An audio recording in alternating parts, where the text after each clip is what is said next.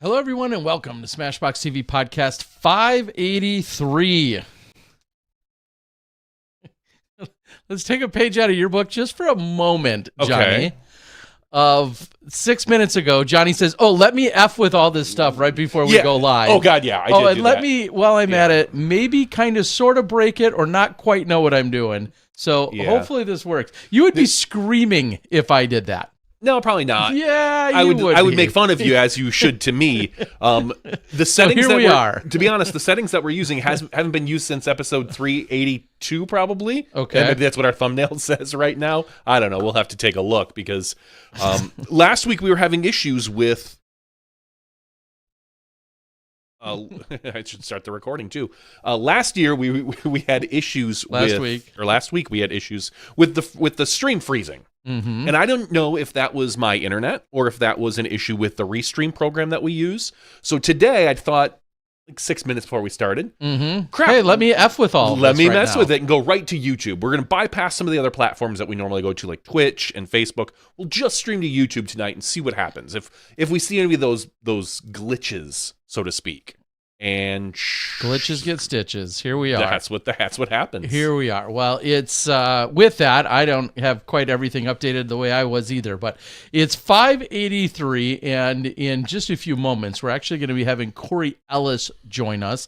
Corey Ellis coming off of a great performance this past weekend. We'll talk to him, of course, about that, but then also we're in a time for reflection. We can look back a little bit on the season that was 2025. And then, of course, some players were seeing announcements about sponsorships, but also one of the other big announcements that I think we're going to continue to see unfold are more and more people committing to going somewhere in the off season. And largely that's been New Zealand, the tour down under, the incredible things they've been doing these last couple of years.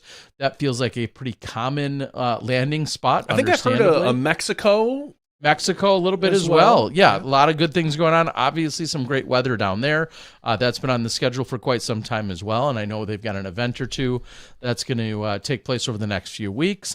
And then I personally, I know I'm only 6 or 7 weeks away, roughly, from the idea of heading over to Southeast Asia and talking to a few players about possibly going over there. I know the likes of Jakub Samarad has talked about possibly going over there. Clay Edwards has talked about going over to Thailand as well. Obviously, you have some staples like Philo, who's going to for sure be there. But yeah, it's exciting to hear of players making other plans. A lot of these feel like they're not quite as intense, obviously, as being on the Pro Tour, but make the most of it. If you're young and vibrant and by any means can get yourself to one of these cool, exotic, or maybe not so exotic places, and it's not wearing you out, I'm all about it. And if you need the recovery time, I understand that as well. I talked to Anthony Barella about a week and a half ago when I was out in Arizona, and he was like basically excited about the idea of not having competition. He's going to be throwing some discs, doing some other things, but he's going to be doing some travel. He's going to be going international to do some stuff that's not even disc golf related whatsoever. And I think a lot of our players certainly need that, especially as our season continues to get shorter. Our off season continues to get shorter and shorter and shorter. We're down to like, I mean, match play was still in November. They're going to be playing at the end of January. So November, December, and a little bit of January. And you know they're playing still out there, you know, throwing discs. You see Missy Gannon and Paige Pierce and a bunch of the, what's it called, the Pensacola crew are out there in between their whatnot streams. They're out there throwing discs as they should be. Is there any time between whatnot streams? I swear every time I go to Instagram, someone's pushing a whatnot it's the place to be, man. Sure. It's it has been really funny to see some of the players. It's another opportunity, I feel like, to let their personality shine. In fact, I was on the way here, and I feel like this was you whatnotted in your car on the way here? No, I was listening, though, to Gannon Burr doing a whatnot. Another one? He was doing one last week. Yeah. That's common. It's getting more and more common. So, yeah, he was doing one tonight as well. Why would almost any disc. No, serious. I was thinking this before. Why would any disc golfer, like your average disc golf Joe, not these pros, buy practically a single disc anytime during the regular season? Like, it feels like with these whatnots, you can get some really good deals on stock stuff. It feels like, and granted, it might be a season old. You might not be getting the newest Luna Ultrastar, with Sure. the Buzzsaw Edge and whatever Glitter Bomb or whatever they're called these days. I think that's the You might have to official wait for title. you might have to wait for next year to get it. But why would you buy anything? It feels like this type of year, you can either do a mystery box if you don't really care too much about what you're getting, or just go to these whatnots and get pretty much, for some of the stock stuff, really good deals. And I don't know why anyone would bother buying a single disc during the regular season, unless it was something unique. Yeah, I mean, the one big problem with a whatnot stream, for instance, even if there is a bunch of them, you're not guaranteed A, to win, but B, you don't necessarily know what's going to actually be within that stream. And No, I get obviously, that, but- you may follow a particular player that is sponsored by a brand, like Paige, for instance, who was kind of hosting one yesterday. She had Eric, who is Thought Space and Infinite. She had, I think she said at the last second, Madison Walker was going to come over with some MVP. Obviously, Discraft is going to be the main focus of what Paige is going to have in stock. So it's kind of interesting to see them branch out in that sense so that you can kind of appeal to the widest of audiences. But it's been as much a social experiment as Sure. anything to see these unfold and what they've been doing. So I'll continue to kind of watch it half-heartedly. Obviously, I don't need to buy any Frisbees myself, but I do like to see what's going. Oh, for how you, it's, that makes a lot how of it's sense. going for them, and then again, just even seeing how some of our players interact. It's an opportunity to be in front of a camera and or a mic again, and there's maybe a little bit more load to carry because a lot of our players obviously are used to question and answer session, in most of our interview formats. So now that they're kind of leading it, watching their personalities kind of shine, so to speak, I think has been interesting to see. I do think people should buy your discs, though. Well, yeah. I mean, of course, I'm going to have the best You one. have the best stuff. I mean, even if it's a slightly kind of stock, it's better than everybody else's stock. Yeah. I know that. No, I did one. Was it since last week now? Yeah, it was. yeah, you I did did one one last Thursday night. Yep. Dave over at the Dyers Guild. I was in his workshop right near my house, and he graciously helped me with it again. I ended up doing about 70 items, of which about 10 were the Luna Battle Packs. And then unintentionally, we actually slipped into the after midnight time frame on the East Coast. So as of 11 o'clock here Central, I was able to actually open packs. So people would buy the Luna Battle Pack, commit to it, purchase it, and then I would open the pack on air, show them what they got, and then pack them back up, and then we shipped them out the next day. So 10 people or so, about 10 out of the 11 people that bought battle packs wanted that.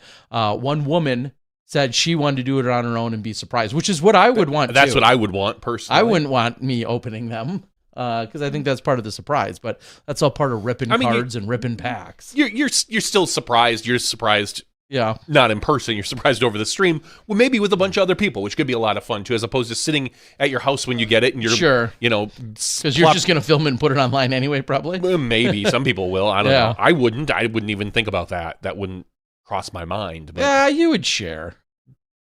Not me opening it. No, Mm. no, never.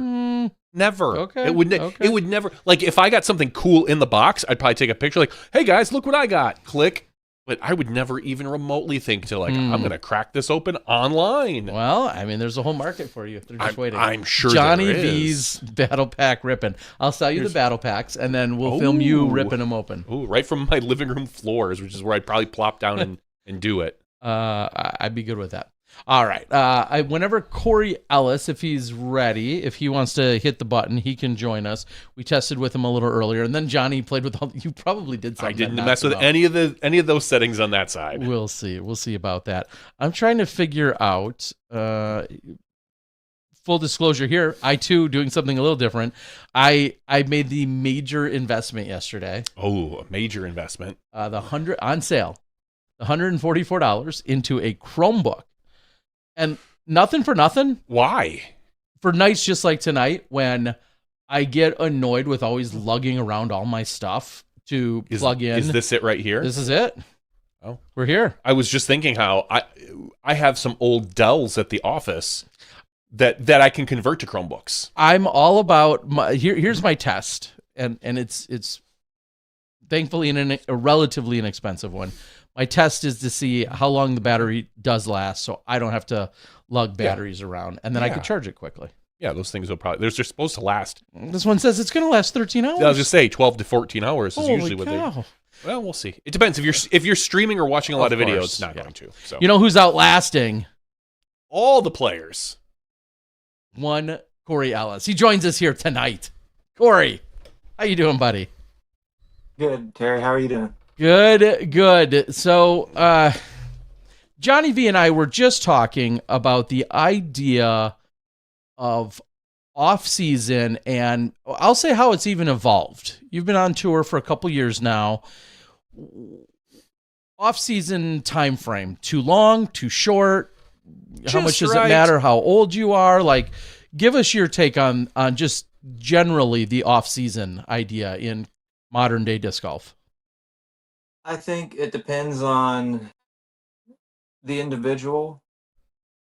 I really think that, I'm calling it an off season because I'm still continuing to play some A tiers and events and stuff, but I'm also just trying to make as much money as I can.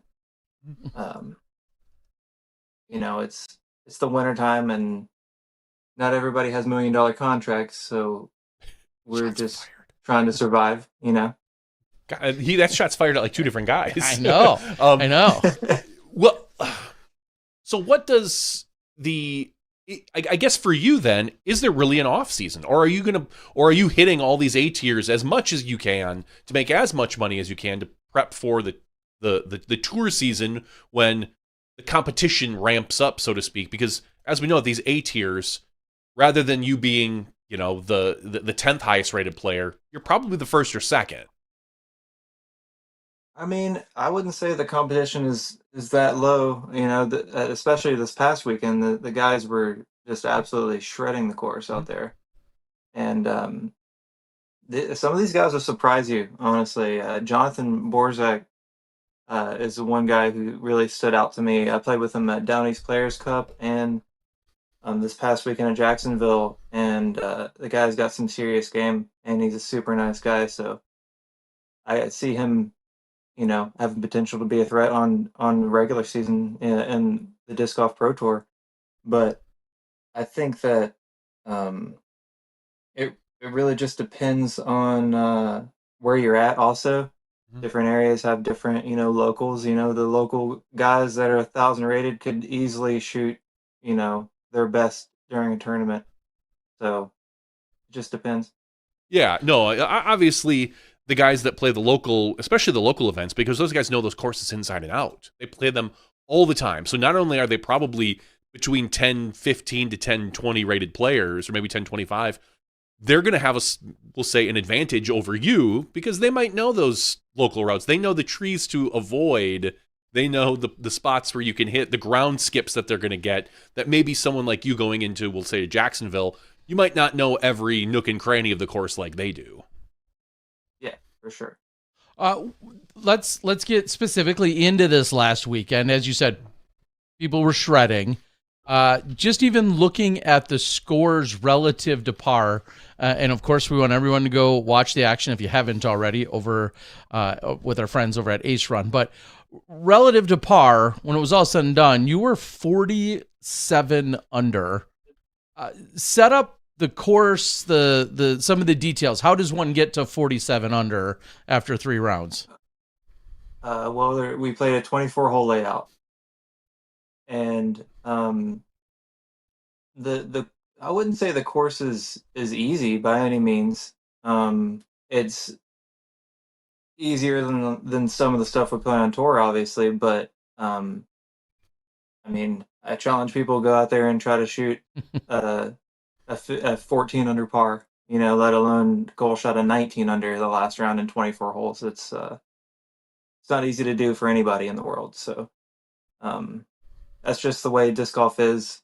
I think in certain tournaments, certain areas that we're at, you know, that course isn't super demanding, especially on the par fours. They're pretty easy um, relative to the par threes. There's some tough holes out there for the par threes, but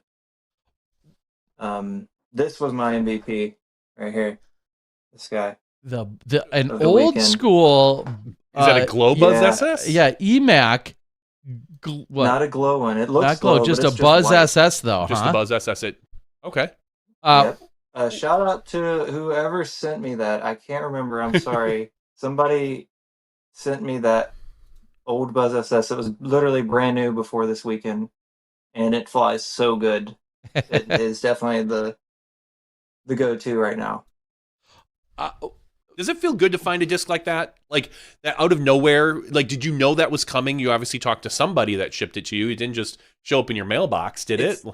Well, right. I can't. Yeah, exactly. Maybe I had made a post or something, or somebody had seen that I used to throw. I had a yellow one that was beat to perfection, where it was just laser beam straight, and it took a chunk in Des Moines a couple years ago, and I haven't ever had a EMAC one back in the bag since then. And I think I had made a post or something on like one of the collector groups about it, and the guy sent it to me, and it's actually been sitting on my shelf for like probably like a year. And I was like, hey, I bet this thing flies good. Clearly, it did. when we Yeah. see scores like that, like you were just talking about, is that kind of the difference between, you know, like you just said, you know, you challenge somebody else to go shoot that score, like for a regional or local pro that's playing in the pro division on Tuesday nights out there for league night, maybe they have a great round and it's 10 or 12 or 14 under, and it's one of the greatest rounds ever for them. But then you see you guys shooting 13, 15, 19s, whatever. Is that the difference between some of our traveling super pros and then a regional pro? Is that maybe one way we could one thing we could point to and say, here's the difference between these two levels still? I think absolutely.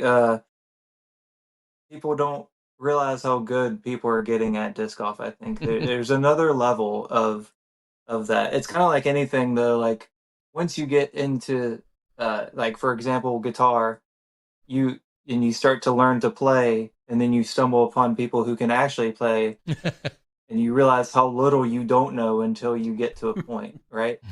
So Yeah. I think that's just kind of the way it is for a lot of things in life. This weekend, how were the conditions? How was the experience? You know, and is there, and with that, is there any kind of shifting mentally to go from these pro tour events and majors and big money events that we're closing out the year, and then as you shift into still trying to make money and win tournaments at A tiers, but what's that mental shift like, and what's it like playing in a the biggest event in the country, but yet still not nearly as big as a pro tour? That's a good question. I there's probably less pressure that I put on myself at this level of event, even though it's still like for some people that's going to be the biggest tournament they play all year, you know. But it's at the end of the day, you know, it's work for a lot of us out there, and like for me, I'm still trying to uh, go out and win, just like I am at every weekend. I try to play to the best of my ability and not count anybody out. Know that there's people are bringing the pressure, and just try to stick to your game plan. I think a little bit of my struggle throughout the season is just throwing the disc well. Yeah, I'm sure people know I'm a great putter, and I can put the disc in the basket pretty much consistently. But it's whenever I'm throwing the disc well, like this year at the Preserve, I threw the disc really well, and it shows in the results. Mm-hmm. And that's the same thing that happened like this weekend. Like I was just throwing the disc really well, and that's when I can shoot those hot scores like that. You, to be fair, you also have the advantage that even if you're off a little with your throwing, it clearly you have a longer range than most. How often do you? And maybe I know there's a stat, right? That's like essentially strokes gained putting, but how much do you think about that putting prowess? I mean, obviously you work really hard on it, but how much do you think about like, okay, so I had the worst drive in the group. I'm going to take the same score. I'm going to still get the birdie. Do you think about anything like that? Every time. At this point, it's probably why I've become so good at putting is because I haven't thrown the You're disc throwing the that worst well. shots. Okay. Huh. How much do you lean into that then? Because to a lot of people, it'd feel like pressure. But then is that maybe more of a comfort zone actually for you?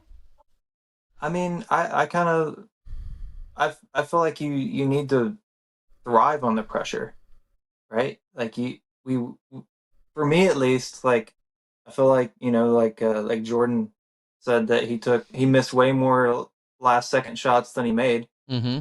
But it's the ones that that he made that people remember and think of him as that clutch player. And the only way you get to that is by putting yourself in the moment and just trying to think about it going in, and that's it. That's all that matters is you're gonna make it, right? Yeah, let's kind of rewind just a little bit and talk about 2025, we'll say as a whole for you. Obviously a lot of events, you played 24, 25 events so far. I know you got some more in the tank, but when you look back at 2025 as a season on the pro tour, what's kind of the gut reaction? What's your first instinct when you want to reflect on this year? I want to win. I mean, that's the number one goal is win a pro tour right now. I've won a major, and Mm-hmm. another major would be great too, of course. But I want to win a pro tour. I just want to win in general. It sounds, I don't know, selfish, but that's what drives me. As a player, like I'm very competitive, and I feel like I'm getting better all the time. Um, I'm not anywhere near being done with this, touring or anything like that. Like I plan on touring full time next year, and the season as a whole, I feel like there was some struggles, but there's things that go on in our personal lives that um, a lot of people don't think about. The general audience and public of disc golf think probably are just like, oh, you play disc golf for a living, how rough could that be? You get Mm-hmm. to throw frisbees in the woods and stuff like that. Well, it's like, well, the travel, the being away from your family, the I have a cat that I think about every single day that I feel guilty for because my parents come and watch after and stuff while we're gone. And it's just a lot of little things like that can add up in the back of your mind, even if you try not to let it. And then, it's not getting, COVID's passed, there's not as much money coming into the sport. So Mm-hmm. it's, I feel like, I need to do as well as I possibly can for the future. And I feel like getting a win is huge in that regard. And probably putting too much pressure on myself all the time instead of just playing. Like these past two events, I've just tried to go out and have fun and realize that you can't control the past. You can only control so much of the future, but what you can control is the shot you're about to throw. Mm-hmm. So only focus on that and try to control that, right? When I look at your season, there's one one little snippet, one little snapshot in there that really jumps out in terms of your overall performance, and you kind of just referenced it with the preserve. That month of late May into late June, really there's basically three events in a row for you where it was like it looks on paper like everything was clicking. The Pro Tour Elite Plus event, the Northwest Championship, then the Preserve where you finished second, and then just a couple of weeks later where you finished fifth at True Bank. 7th, 2nd, and 5th. And you had some, obviously, a number of other solid events throughout the year. But when you look back, is there anything about those 3 weeks that jump out at you? Hey, kitty cat. What's the cat's name? I would say that's Samoa. Samoa. Okay, love it. Yeah. I would say, like I just was saying a minute ago, that how well I was really throwing the disc. I feel like I just got to get out of my own way a lot of times. Okay. You know what I mean? Like we get in our own head about one little tiny thing. I'm like ADHD, and I can allow myself to be distracted really easily. I'm sure Molly is in there screaming right now about how easily I'm distracted, and it's yeah, I don't know, Terry. I would just say I was throwing the disc very well. You know, I was very confident everywhere, whether it was on the green or off the tee. Um, yeah. And I suppose that's the hard part, figuring out what it was about that month that made you as consistent as you were versus the next couple events where you were in the 20s or 30s or wherever you were at, finding that center zone and trying to recreate it week after week after week, as you said, on this grind of a season. That's got to be extremely difficult and frustrating. Oh yeah, definitely. You know, it's definitely frustrating. It's like, preach, brother, preach. I'm out here. I know. Do any, and I don't want to harp on it too much, but when we look at those 3 weeks, and I think about the courses specifically, I'm maybe just grasping at straws here. Yeah, one of those cliches. Northwest Championship, largely, I mean, there's a ball golf course involved. Preserve, very few OBs, relatively open in the sense that you got a lot of latitude, so to speak, to work out there. Des Moines, it has some woods golf and also has some open air shots. It's got a little mix of everything. It's actually, I don't think on one of the longer sides, as opposed to some of the other courses out there. Lots of hills and maybe a few low-line power shots. But is there anything about those 3 courses that you found any additional comfort or release point or anything that helped you maybe or that attributed to throwing the disc well there? Maybe some of the elevation at Des Moines that comes to mind. I'm very comfortable with my angles on the hills and slopes and things like that. Okay. There's not so much of that at the Preserve though. No. But Des Moines, that's what I think of, like especially like the par 3 that's really tight and you throw like up the hill and it has the OB up there and it's elevated and the women's basket's like 20 feet shorter for some reason. That's very much reminiscent to West Virginia disc golf, where you're just throwing a blind shot through a gap up a hill that's right off the tee. But just finding whatever works, remembering to aim, as crazy as that sounds. A lot of times you'll get up to, I'm sure you know, you'll get up there and you just throw instead of actually aiming at something.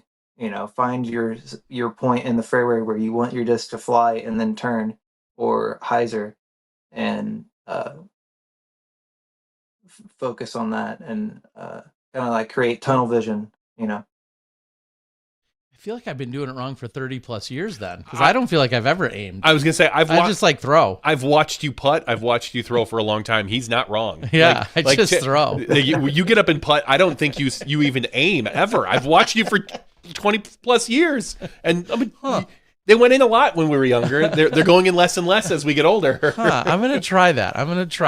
Now's the time to learn. Okay. Aim. Huh? Three little letters there. This weekend you played in Florida, or this past weekend you played in Florida. I'm going to see you again in Florida. Looking forward to seeing you at the Chain Hawk next week, just a little more than a week away from today, actually. You in search of the best weather, the biggest events, the biggest paycheck? Like, what right now is kind of determining what you're interested in playing, or what you're going to play from here until the end of the season?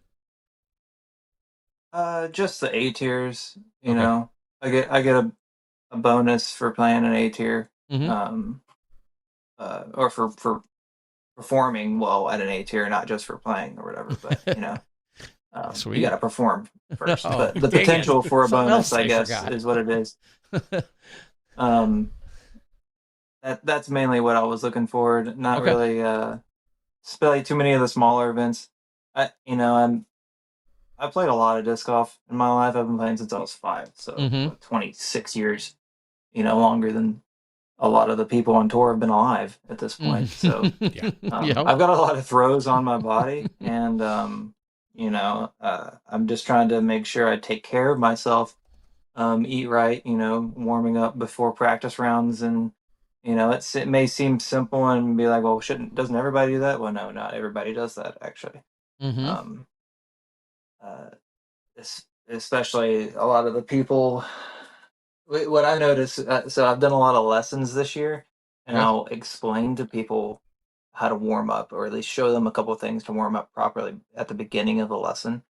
And people just do not seem interested in that, and I think it's detrimental. Honestly, like people need to warm their body up, because then you have people that just complain about how much their back hurts or their shoulder hurts or anything, and it's like, well, if you warm up,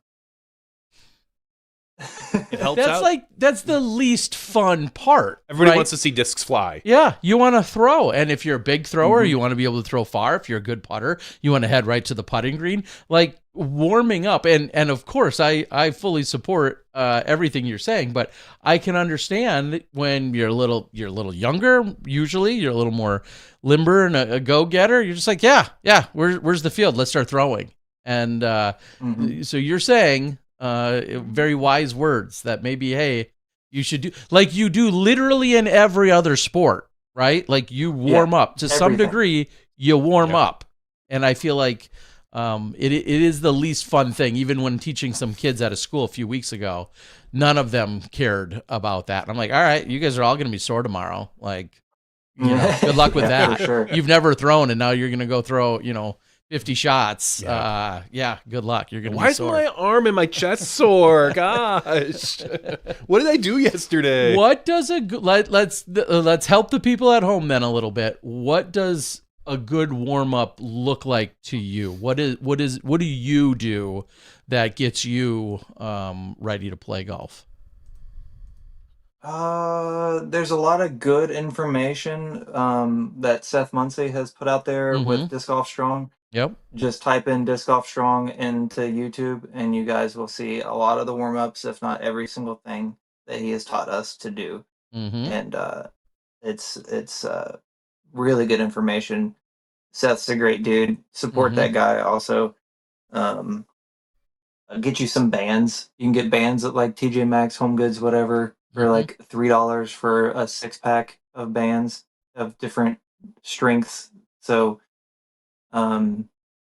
that's really all I do. Really make sure my shoulders and my legs are warmed up. Just try not to tear something out there, or especially like when everybody wants to throw far, and that's the thing that will hurt you the quickest, is trying to rip a disc as far as you can, right out of the car. and immediately you're like, oh, why does my shoulder hurt? And it's like, I wonder why. Do you have a stature that's a thinner frame, but similar to Johnny V here, in that Thank you, Terry. his is thinner frame than yours. Just you're talking just the height. Yeah, just the height here. Wow. Do you feel like there's anything different you have to do versus a power thrower in a Ezra Robinson, who obviously throws far, but built very differently than you are? Is there anything that you feel like you focus on in terms of your legs or your arms, and the levers that you have as opposed to what he does? Or do you feel like everything kind of applies equally? I think it applies pretty equally. For the most part, like we're still using the same muscles and everything. Mm-hmm. Where I'm taller, I stretch out like my groin and my knees and like my hamstrings and stuff probably Mm-hmm. more than some people do, just because I'll be 32 next week and I'm not getting younger, so I got to make sure I'm limber.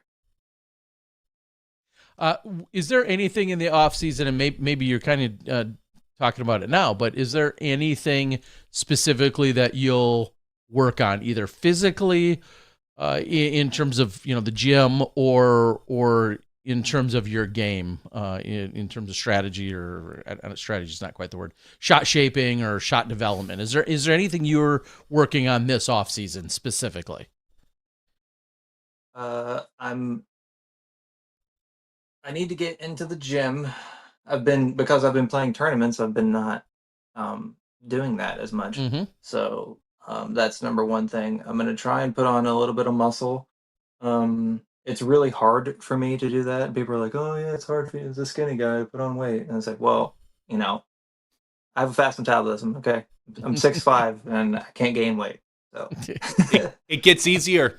Yeah, trust don't me. worry. That's what they join Johnny in 15 years, and then it was. You're right. It was about my mid 30s when suddenly like everything slowed down. You're like, wait, that second piece of pie? No. Wow. Okay. Well, then whatever. But yes, it that train ran into a wall. Is that what you're saying? It looked like a tunnel. I swear it looked like a tunnel. But yeah, Well, no, you're right though, than because I was the same way. There was one thing in high school, same thing. I was on the swim team. All I wanted to do was put on muscle.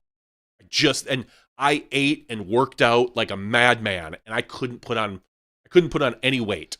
I just couldn't do it. It didn't. And back then, we didn't have a lot of the same, like the kids these days. Now they get like the whey and the protein packets just delivered right to the house. We didn't have any of that. So for me, it was just eat a bunch of meat and chicken and hit the gym. Yeah. And it didn't do much for me. But I mean, I was probably healthier for it. But you're right. Now, but now there are better, or not. I don't say if they're better, but there are different ways to be able to do that if you really truly want to like pack on pounds. There's 1,000 YouTube channels out there that will teach you how to do a lot of that. Oh yeah, absolutely. Do you have a number in mind? That, do you want to put on 10 pounds, 15 pounds? Do you have any number specifically?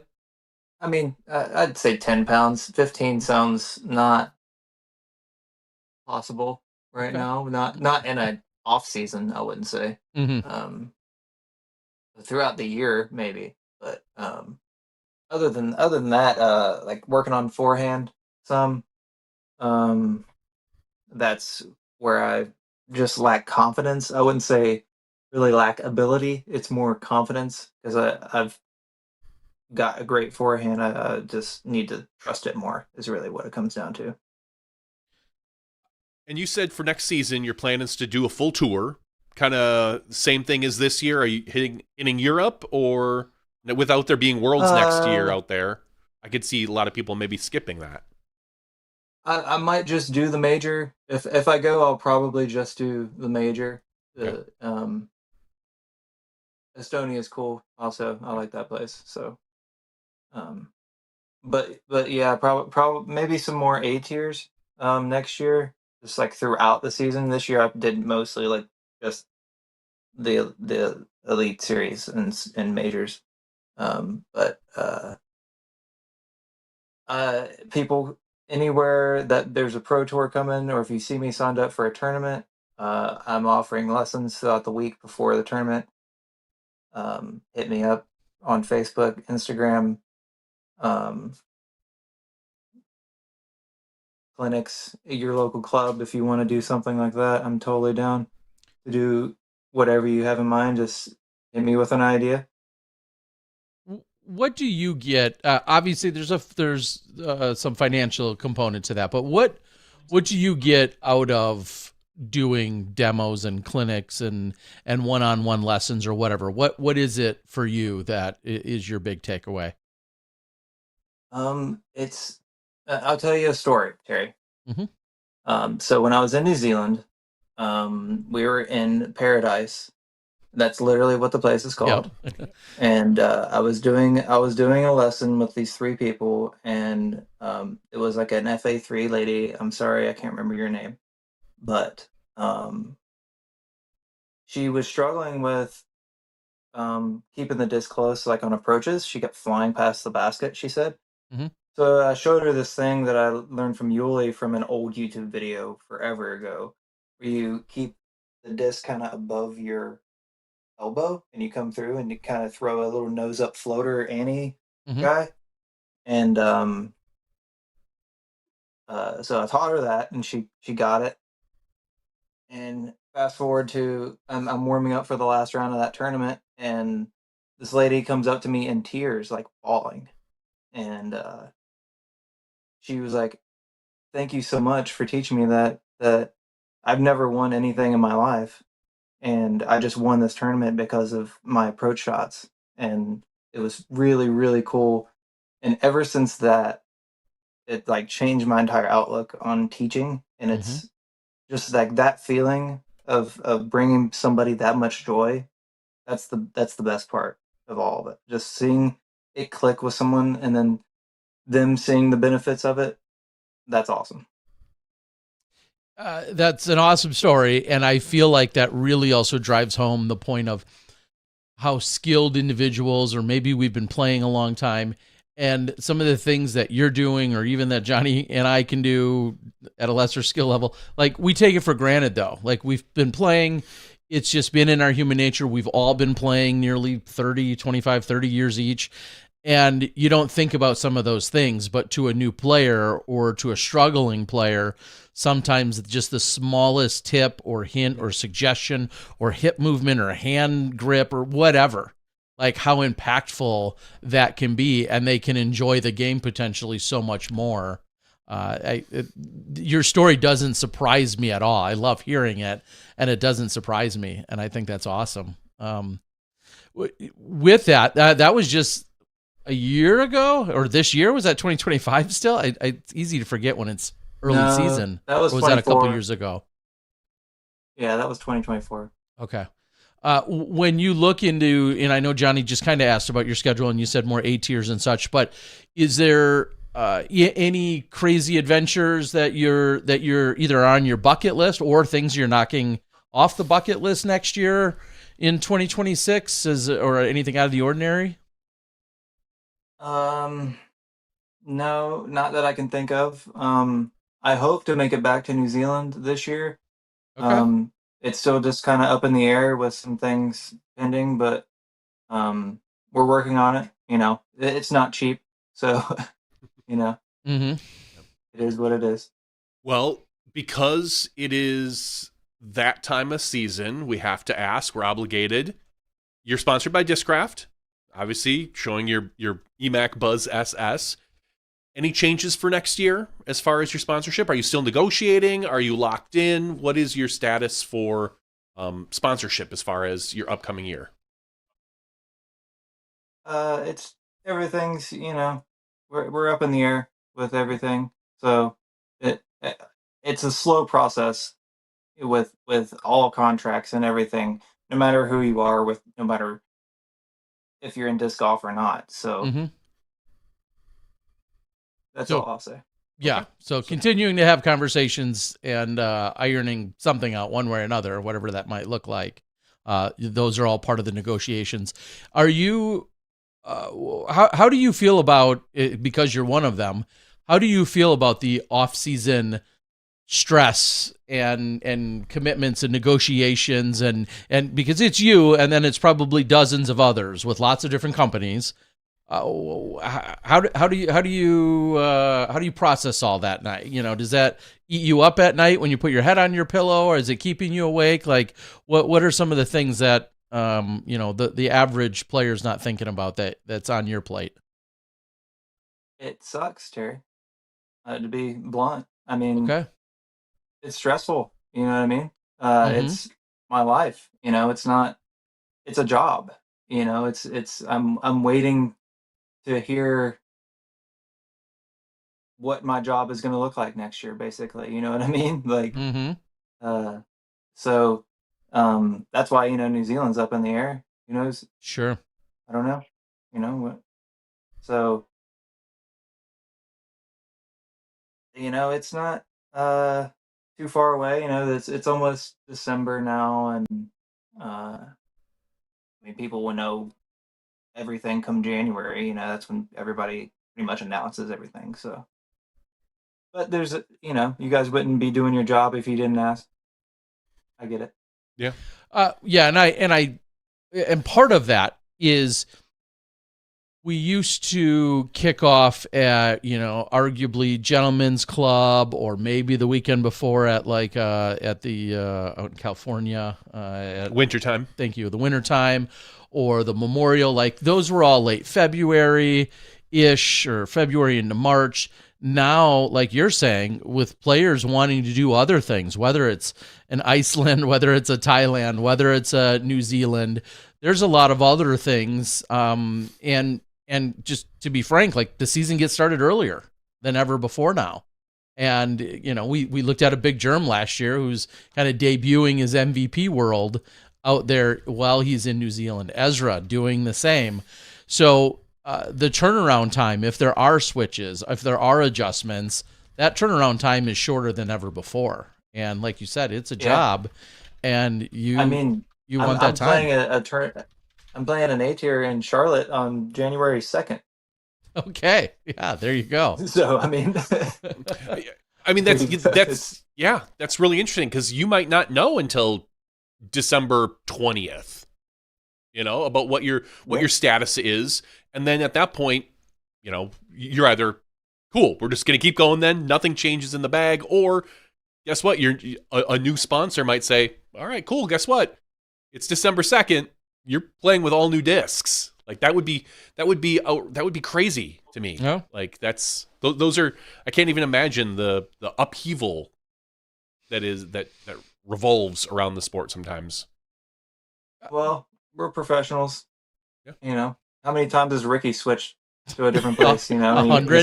He still makes discs fly, and Yep. he's still one of the best players in the world every time. So, That is a very, very valid point. At one point, I guess I was going to say I've been to his house. He doesn't, but what he should do is just keep all of his old stuff in a closet, because you never know when he might be back to another company and be like, okay, for 2 years I'm here again. But yeah, good point. I don't know. I think there's a few companies he can probably sell off their stuff. I don't know. I'm just saying it's all part of it. And then I think what some people also, and maybe you're alluding to this, maybe you're not, but along that, there's the obvious major disc manufacturer, but then there's other considerations. There's your bag considerations. There's apparel lines. There's shoes. There's the shoes. There's also online bags, retailers. Yeah, all those different negotiations. Do you? I'll say you and Molly manage that, or do you work with have some representation through someone else? I was being represented by Schaefer Sports Management, but he and his group have decided to take a step back from what I understand and what he told us. So now it's myself and Molly and a very good friend of mine that's helping me with all of this stuff. So I'm not sure if he would want me to say or not if he's But you got he's helping someone else himself. in your corner that knows you and knows disc golf. I mean, that's Yeah, what matters. yeah. Okay. Very cool. Yeah, it's there's been a lot of players that have talked about it, and we've all been around the sport long enough. It is incredibly difficult and awkward to be advocating for yourself to some degree within our sport. Depends on what you find valuable, and then what maybe they find valuable, and where those align. You could say, hey, I did 20 times more demos than this guy next to me, but the guy next to me won a pro tour event or 2 pro tour events this year, or does more social work, or does this, social or media work. exactly. Yeah. So I've got to assume, especially with his as humble and yet direct as you are, I've got to assume you find some of that negotiating difficult or awkward. Yeah. I mean, it's new for me, but I think that where the sport is now, where all the people who started around COVID at this point have a lot of discs. At this point they've bought discs. They're looking at other things, like AB sells the living crap out of shirts and jerseys, Mhm. and merch and stuff like that, for just an example. Mm-hmm. And I think that beyond merch and discs, that teaching people, like now helping these people that are willing to learn, is going to be something big going forward. Mm-hmm. And that's what I plan to work on. That's why I wanted to tell anyone who's interested that, like, I'm available to, it costs money, but I mean, Mhm. it always heard, if you're good at something, never do it for free, right? Right. And I have at least know that I can help even some of the best players in the world with their putting. And it's, I don't know. I want to help people, and people also want to. If they want to support me, that's a way that they can support me, and I can also help you. So it's a mutual benefit, and I also think that it's going to spread disc golf even more. With whatever brand it is, it doesn't matter who you are. Whether you're Simon or Paul or Gannon. All these people, I noticed Gannon has been doing a lot of the lessons this past year, as well, not lessons, but like teaching people through his YouTube. And I feel like that's what we need more of, as pros, like true professionals on tour that know what they're talking about, know the mechanics, is send out good information. Yeah, it's kind of funny The because nicest way I can say that, you know what I mean? yeah, no, I mean There's a lot of idiots out there that have cameras and YouTube channels. That's what he's saying. oh I don't do lessons, at least. oh yeah, that's right. There I was a couple of things. It's a really interesting perspective because Gannon is, in theory, giving away his information for free. He's making YouTube monetization probably, and which is pennies on the dollar, versus someone like you that would prefer to do more in person. And everybody learns differently. I could watch Gannon's 1,000 times, maybe pick up 1 or 2 little tips, and then yet have a 10-minute meeting with you, and in the first 10 minutes it's like, oh cool, guess what, I'm throwing 20 feet further, or whatever, however that works. Like, everybody learns a little bit differently. And to plug Corey, go ahead. I think being hands-on with someone, like face to face, and like them working with you, is going to be more beneficial than just True. Whether it's over the phone or it's them sending you a video and them trying to, break down over a text what you're doing wrong. I think that it's an in-person thing is very valuable, honestly, because they can, like, physically move you to where you need to be and things like that. Okay. And I know here's a good plug, not just for Corey, but maybe for anybody doing clinics at this point. It's that time of season where everybody's looking for Christmas gifts for people. Oh, speaking of that. Yeah, reach out to Corey. Can I put Corey, wrap him up in a box? Under a tree? I don't know how long he'll last. We'll put some holes in the box. But I'm saying if you have someone or a group of guys for like a bachelor party or a Christmas gift, like that's a great gift. Like, hey, we know Corey's going to be in Minnesota for the Preserve this year. Let's schedule that. Let's get a group of let's like this is the perfect time of season to maybe get a gift for somebody else if you're a significant other that's reaches out, because I swear once a year someone reaches out and they're like, or I see a post online, they're like, oh, my boyfriend or my girlfriend is looking for a disc golf gift. What can I get them? And it's like, cool, yeah, you could get them another bag, an EMAC Buzz SS, or you could get the guy who throws them better than anybody. Yeah, I like it. Just saying. I appreciate that. Yeah, I just think that that we need to start thinking outside of the box as far as gifts go in general. Plus, I don't have many gifts. Speaking of gifts, and speaking of inside the box, because we're in the SmashBox. Right. We are. Every off season for the past like 3 or 4 years now, I've been doing mystery boxes. Okay. So if anybody out there that's watching this is interested in a mystery box, message me. I'll have them for Christmas presents. It's a thing I do every single year, of discs that I try to accumulate throughout the season, as like, special runs of this and that, or when I go to the factory and stuff like that. So kind of, building mystery boxes for people with some special edition discs throughout the year, or collectibles or anything like that. I'll double down on that. What was it? Oh, now you just jogged my memory. Uh-oh. There was something a couple of years ago that came out, and somebody's like, I don't know, I think Corey got all those. There was something special. It was some special release or something, or I don't know if it was a unique color or stamp. I don't know, but I remember somebody like half-heartedly complaining, like, "Well, Corey got all those," that probably was a. Does that sound familiar? Yeah, there was a few years ago when I first got on the elite team. We all went down to Florida, and Bob had brought us like the first Venoms that they had made to test. Okay.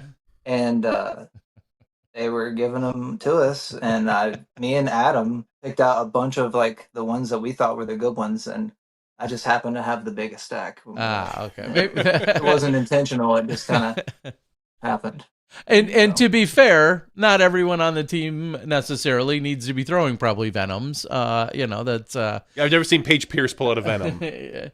Yeah, she may or may not have one, but I just don't recall ever on camera particularly. Anyway, I do recall some of your boxes over the last few years of you putting them together for people. So that too is a very, I love that. Yes, there are mystery boxes from all the manufacturers and then from quite a few retailers, but I think it's even cooler when it comes from one of our pros for the reasons you just said. It gives you a chance to add a little personality and or storyline to what's going to ultimately be in that box. And then it's also specifically supporting you as one of the players that's out there grinding, week in and week out, which is awesome. So I do love that. I'll plug them later, but real quick, I just got an order saw this last night.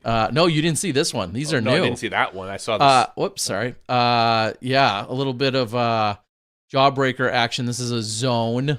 I just got those in today. I saw different ones with that stamp last night. And then one of the cicadas for that people are going to get. I'm running a event this weekend. Discraft hooked me up. Pretty sweet, but some incredible zone action, Jawbreaker action. You might appreciate some of that. Yeah, some pretty sweet looking discs. So going back to this past year, I'm just curious, is there one particular shot throughout the entire season that you look back on and go, damn, that was a great shot. If I could sit and watch that over and over, I do. Or I would. Like, can you think of anything at any particular event or course? The shot that immediately comes to mind is they just posted it on the top 5 approaches of the season or something like that, the Pro Tour. It was where I stuck my force under the basket at the Beast during Worlds. Yeah. Okay. Remember that? Yep. Where it literally stuck under the basket on the pedestal thing. Yeah, on hole 18, That was as that was just coming in, yeah. will probably never ever happen again. Yeah, just the So, amount of things that need to go right for that somehow to land there and then stay there. Is, yeah, and it like bounced up and hit the basket Yeah. and everything, and Yeah, it still it was went back crazy. to the. So Nice. that comes to mind. Just like that's a situation that will never happen again. So Yeah, and just the fact that you but other don't, than that, have any of the stresses of putting. Obviously, you've made it to the green. You're not going out of bounds, and then obviously you don't have any of the stresses of putting in front of that gallery. You're so skilled with putting and focused.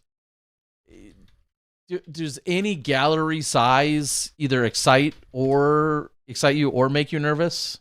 Do you feel either way? I'm always a little nervous at the beginning of rounds, but as the round progresses, Mm-hmm. that all just kind of goes away, and you forget that people are even there. Honestly, Mm. the one of my favorite memories from this season, I would have to say, is going back to Worlds, and I played the second or third round. I can't remember which one, but Laurie, um, I think, yeah, Lettinen? and Nicholas Mhm. was on the card, and we were playing the monster, and Okay. there was like 2,000 people, and we were on like third card, fourth card, and there was like 2,000 spectators. Like legitimately, it felt like every lead card, the biggest lead card I've been on in the U.S. basically. Like, and we weren't even on like close really, and it was just crazy how much support that country gives to those guys. Like honestly, it's really cool to see, and that's part of the reason why I really like going over to Europe is the fans over there are Yeah. awesome. Well, and that I guess goes kind of segues right into a follow up on that about Finland, about, of course, your memories and experiences there. What did it mean to you, even 6 months or 4 months later?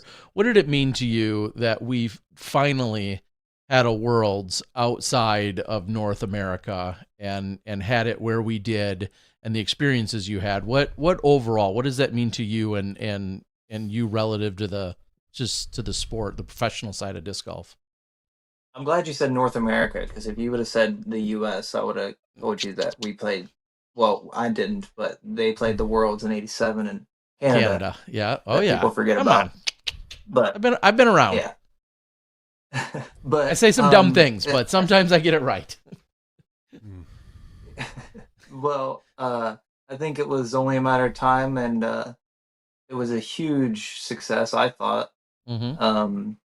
I mean, UC and those guys just killed it, and it was that final day with over 10,000 spectators was just unbelievable. I was playing the last round with Simon, and we walk around the corner going up to 16s, because there's a big walk around from 15 to 16, and there's just a absolute sea of people. Yep. It was like a festival, like a legit like music festival amount of people, just as far as you could see. And I'll never forget that moment, because I was just in shock of how many people there were. There's actually the reel on my Instagram that's like pinned at the top. This is playing disc golf in front of 10,000 spectators. Was right after that, and it's just like I pinned that because it's incredible sound. Like when we weren't even at the largest part of the crowd, because we were like whatever card away, and the lead card was on like hole 12 or something. But just the sound of all the people that were watching us was incredible.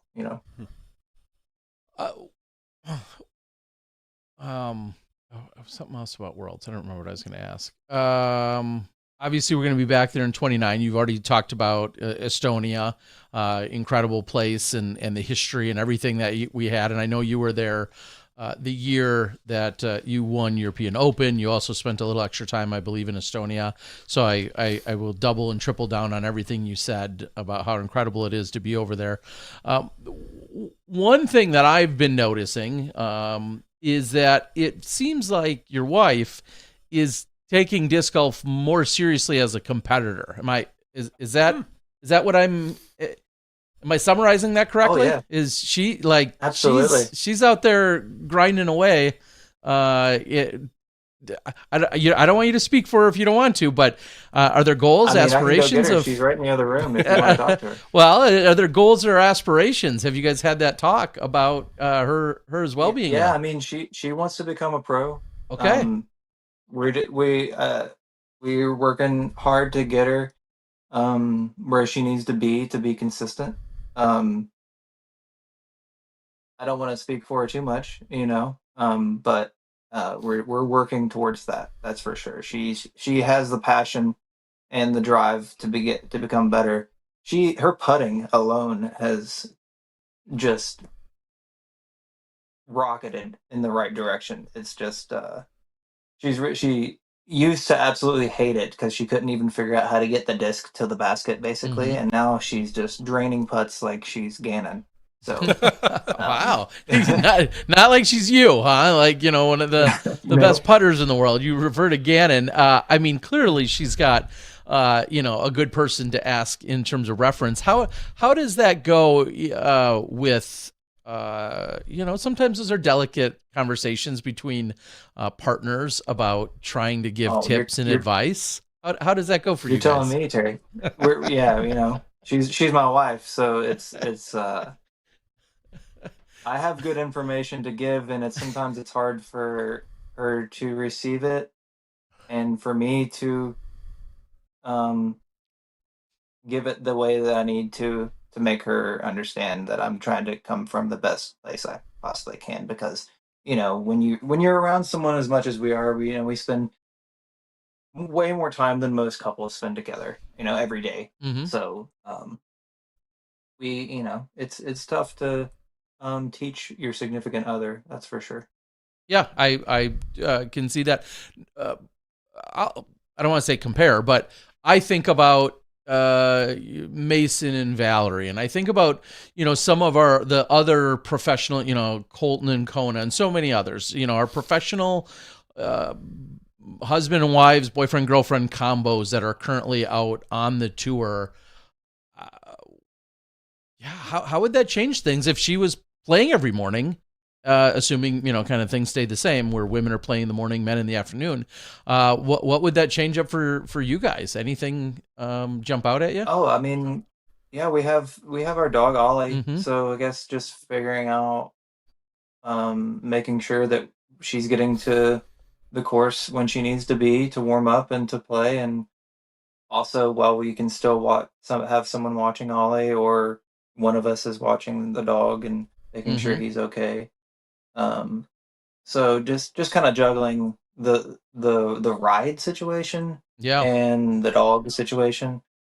That's I guess the only real issue with it. That and playing tournaments isn't free. So Mm-hmm. Mm-hmm. sponsors really would help with that. So, um, but Okay.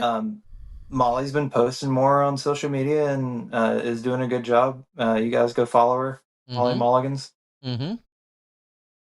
Yeah, I already was, and that's why I knew she was out there playing more and talking about her golf journey. Obviously, has been incredibly supportive of you and what you've been doing, but seeing her getting more into it has been pretty exciting. And spoiler alert, she even reached out to me a little bit about maybe the video side of things. So her and I will have a conversation about that as well, which is awesome. Obviously, she's always learning and wanting to learn I can more. tell you one.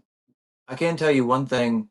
One little side story that she told me, that she had talked to Holland and just about like what she was doing wrong about a throw or something Mm-hmm. like that, and that how she was really wanting to get out and to play. And Holland was like, she's like, I wish I was in your shoes right now, that I could just focus on fixing parts of my game to become better. And uh, so it kind of made Molly like change her train of thought in that moment, at least, that like um be we're very grateful that she has the opportunity to play the courses on tour with me, like in practice sometimes, just As long as we're not ever taking up any and getting in anybody's way or anything or slowing people down, she'll throw some shots here and there.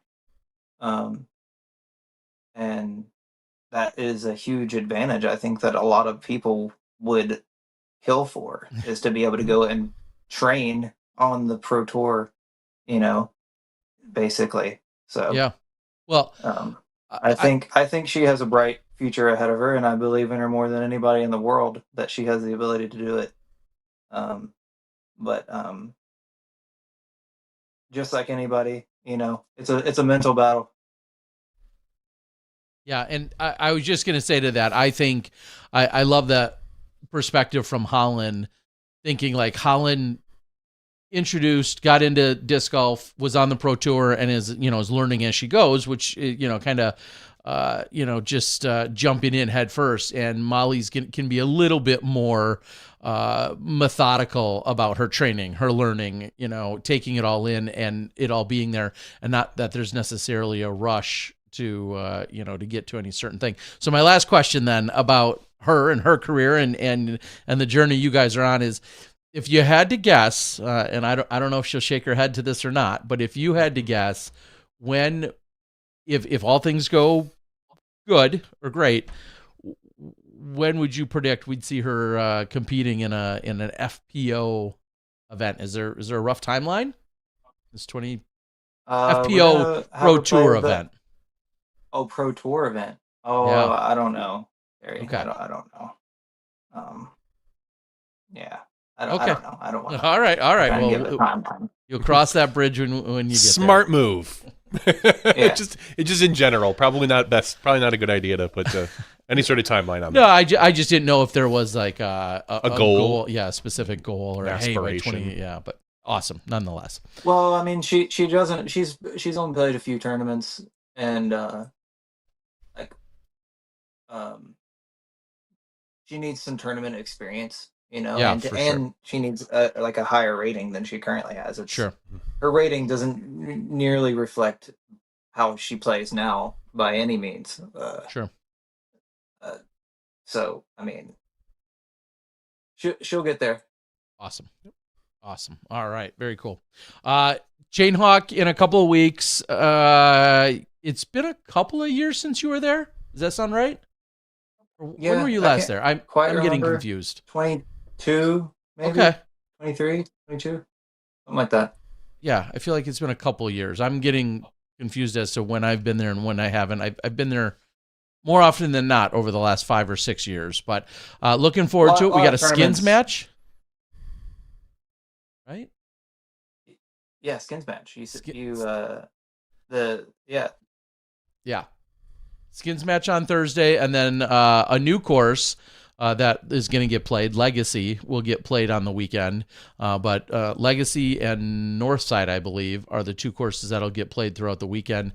And obviously looking forward to that. I think you come in as the highest rated player there. But like you were just saying, Jonathan Borsick, out of the Illinois area, he's registered.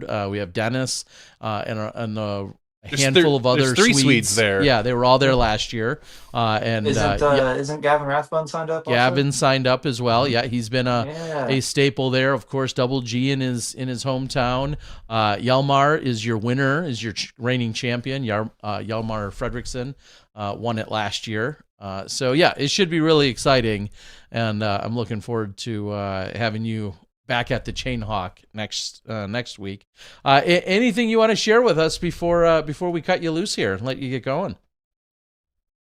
No, I think we pretty much covered everything. Again, if anybody's interested in mystery boxes from my personal collection, hit me up.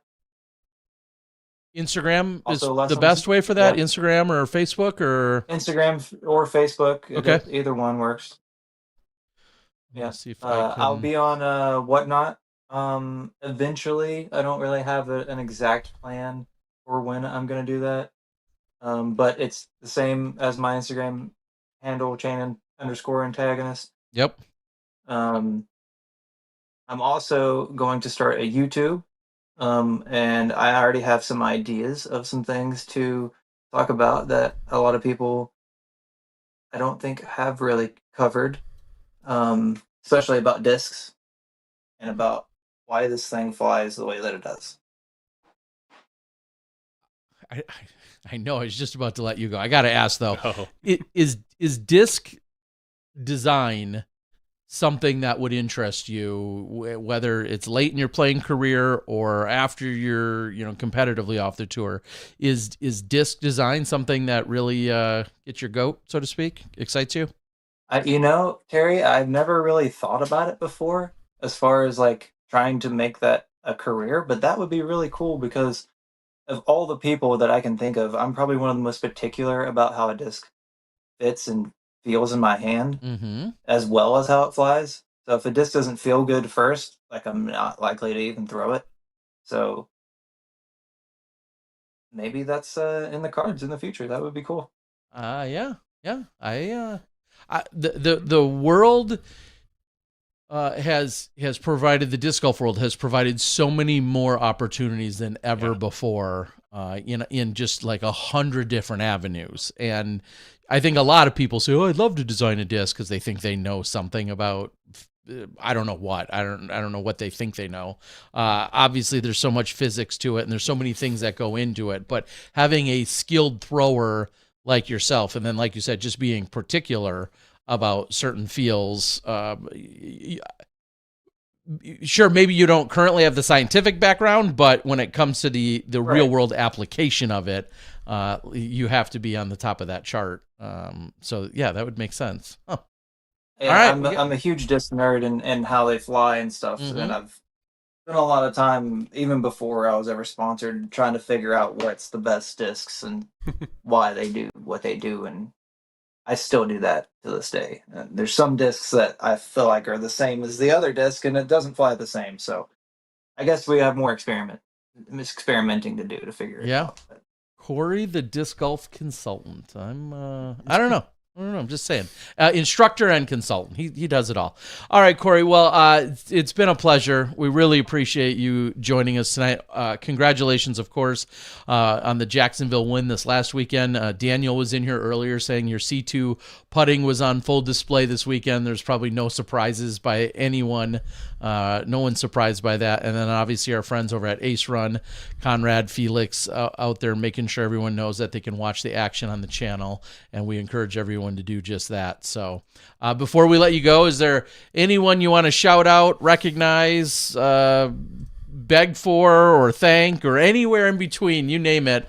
Is there anything you want to say? The floor is all yours.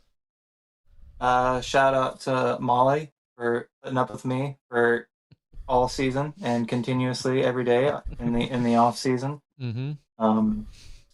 Shout out to the Discraft for making this awesome Buzz SS because this thing flies incredible, and I'm gonna throw it a bunch on your channel, hopefully, Terry.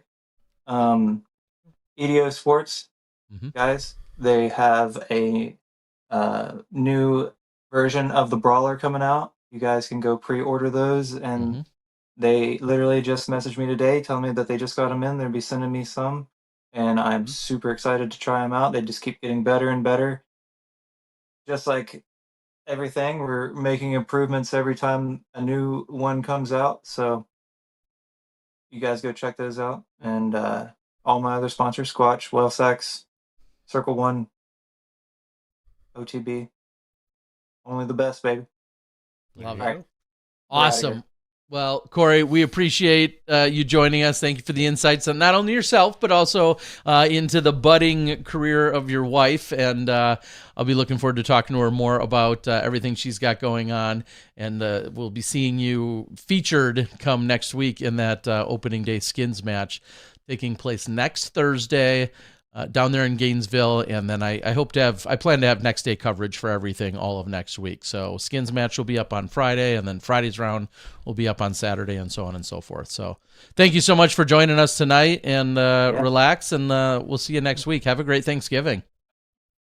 You too, guys. We'll see you later. All right, take care, Corey. Good night. All right, bye. Corey Ellis. He is a disc nerd. Like, truly. Yeah. I love it. It's funny that we have so many players that, you put someone like Gannon, you put Gannon in a room with a handful of discs, and he will probably entertain himself, let alone others, but entertain himself for hours.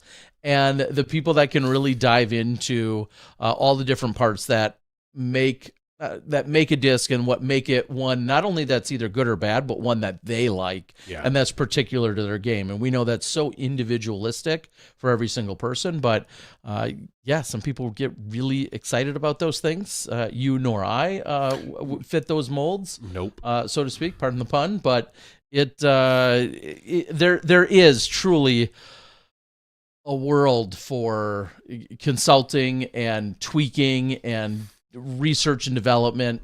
Clearly, we got a lot of people that work at these manufacturing places that are like, oh, they've been doing it for a long time, and they know if we do this, this, and that.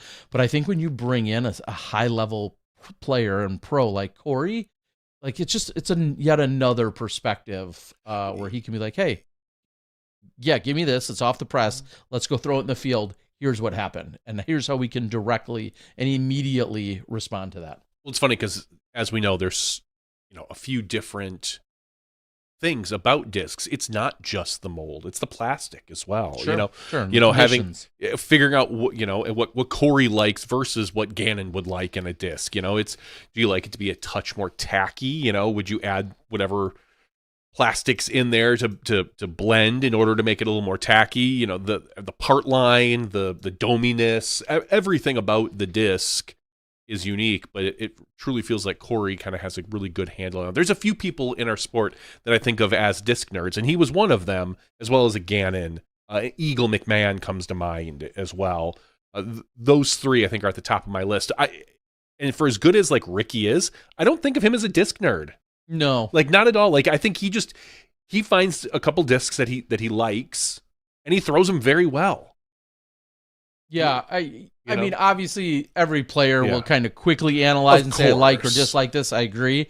Some people really geek out over it, and I don't. I agree. Rick's like, oh, yeah, this feels good. Oh, this is from a good run. Yeah, sure, I'll go through it. I'll throw it. I'll throw it well. Yeah, you're exactly right. He doesn't necessarily. But I could see, like, Corey in a room with, 4 different EMAC Buzz SSs, and he'd be like, no, this is the one. This is the best. This is the best one right here. This one came off at 452 off the. This 436. No, not nearly as good as this one. So, well, congratulations to Corey Ellis on the Jacksonville Open, sponsored by Par on Disc Golf. Other competitors in there that were not quite as good as Corey this week, but they're good in their own ways. We love them all. Just not as much as Corey tonight. So Ezra Robinson takes second place by a single stroke to Corey Ellis. In third place, Cole Ridallen. So it's really a who's who of the Pro Tour. And I know we talked with Corey about, the competition level at these.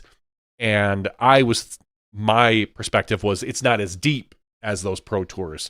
The high level competition is there. Corey, Ezra, Cole. Mm-hmm. These guys all played outstanding. Mm-hmm. Especially even towards the end of the season. So to keep that streak, to keep that momentum going is huge. Fourth place, Jonathan Borzik. Tied for fifth, Double G, Braden Sides. Seventh place, Nathan Queen. Eighth place, Grady Shue. Ninth place, Elijah Brandt. And 10th place, Ian Burchett. Over to the FPO side, dominating this event. Cadence Burge, she shot 3,000 rated rounds, a 1028, a 1009, and a 1010. Like that will win you Pro Tour level events. And poor Rebecca Cox couldn't keep up with like her 995, 979, and 1005. like some solid golf being played out here, but Cadence just took it to another level, winning, shooting 40 under par. Rebecca in second place, tied with Kat Murch at 27. In fourth place, Chandler Ray, I believe that is, at 19. Jessica Gerthy at 17. Still hard to say. Truly is. If I weren't just reading it, you would have called her Jessica Weiss. Probably would have called her Jessica Weiss, but thankfully I was reading it. And in sixth place, and Deputy. Those are your caching FPO players. Congratulations. Thanks. I think Daniel was out, like I said, was out on the board a little earlier. Congrats on hosting an event. And I'll say I've had the pleasure of hanging out with some of those Par-on gentlemen, both here and in Thailand. And thank you guys for everything you guys are doing as well. So love to see it. We did have another A tier over in Australia. This is the Australian Disc Golf Championship. We'll briefly mention not a lot of names that most people are going to know. But winning this in MPO was Blake Houston. Second place, Alex Keniston. And in third place, David Perry. And there was no FPO at this event. I think FP40 was dominated probably by Cassie Sweeten, if I recall. Cassie Sweeten. She was the only she player. was the only. So she dominated. She did dominate. She did dominate. She could have won an FPO, apparently.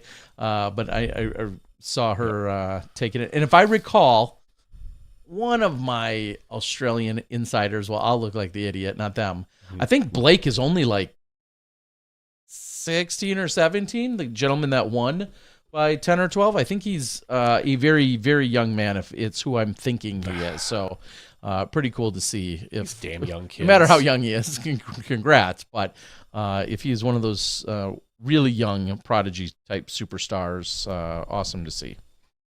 There was some PDGA, there's some Disc Golf Pro Tour and PDGA news. We'll start with the Disc Golf Pro Tour news, in that they announced last week a doubles event, a bring your own partner, BYOP, I almost said it, doubles event before the Preserve next year. BYOPP, bring your own Preserve partner? Preserve, yeah. No, partner. bring your own Preserve partner. Bring your own Preserve partner, yeah. That works better. Yeah, BYOPP. Yeah, you know me. We're stretching. We knew we'd get there. We're stretching, but we'll make it happen. Naughty by nature, not because I hate you. easy there, Tretch. So we're going to see a bring your own partner doubles event at the Preserve. I'm really hoping that they make the course tougher. They are. That's what I've heard. It's going to be 2 rounds of best and then a round of alternate. Holy cow. Yeah, which more golf than I thought they were playing, but okay. That's well, I don't know why. I didn't really think about it. That's good. Don't think too much about it. Yeah, but that's what I believe what the presser said was best alternate. I personally would love to see a best modified worst or tough shot, whatever you want to call it. Alternate. I know not a lot of people want to see it, but I think watching the players actually have to, take the worst shot between two, especially at the Preserve. Now I know it depends how tough they're going to make it. If it's the caliber that it is right now that we've seen, I think you can get away with a worse shot, because you're probably, other than 3 or 4 holes, you're really not getting yourself into a ton of danger. Oh geez, that person they have to get out of the worst spot. Mm-hmm. At the Preserve, there really isn't a lot of really bad OB or really bad woods. Again, there's 2 or 3 holes there where things can get a little spicy. Now, if they change the course and they make it tougher, longer, more wooded, then I can understand dumping worst shot. Nobody would ever want to see worst shot at like a Northwood Black. You talk about just nobody tuning in for that. That's what you would get. Preserve, I think you can get away with it. Course dependent, and we'll see what happens with the course itself. But I do like that we're going to see a doubles event come in. Maybe it'll switch around to different places year after year. Maybe not. I don't know. Yeah, and the fact that if I recall, there's actual Pro Tour points. This isn't like just a straight up exhibition. Really? That's what I missed that part. I thought I heard in one of the social media clips, which never lie to me. That there's actual points. Maybe I overheard that from an Earhart Perkins clip, possibly. Maybe, I don't know. But I'm not going to cite my sources because I don't know what they are. Okay. I thought I heard that. Again, even the fact that there's 3 rounds is at least one more than I anticipated. But if they're putting some serious stuff on it, sure.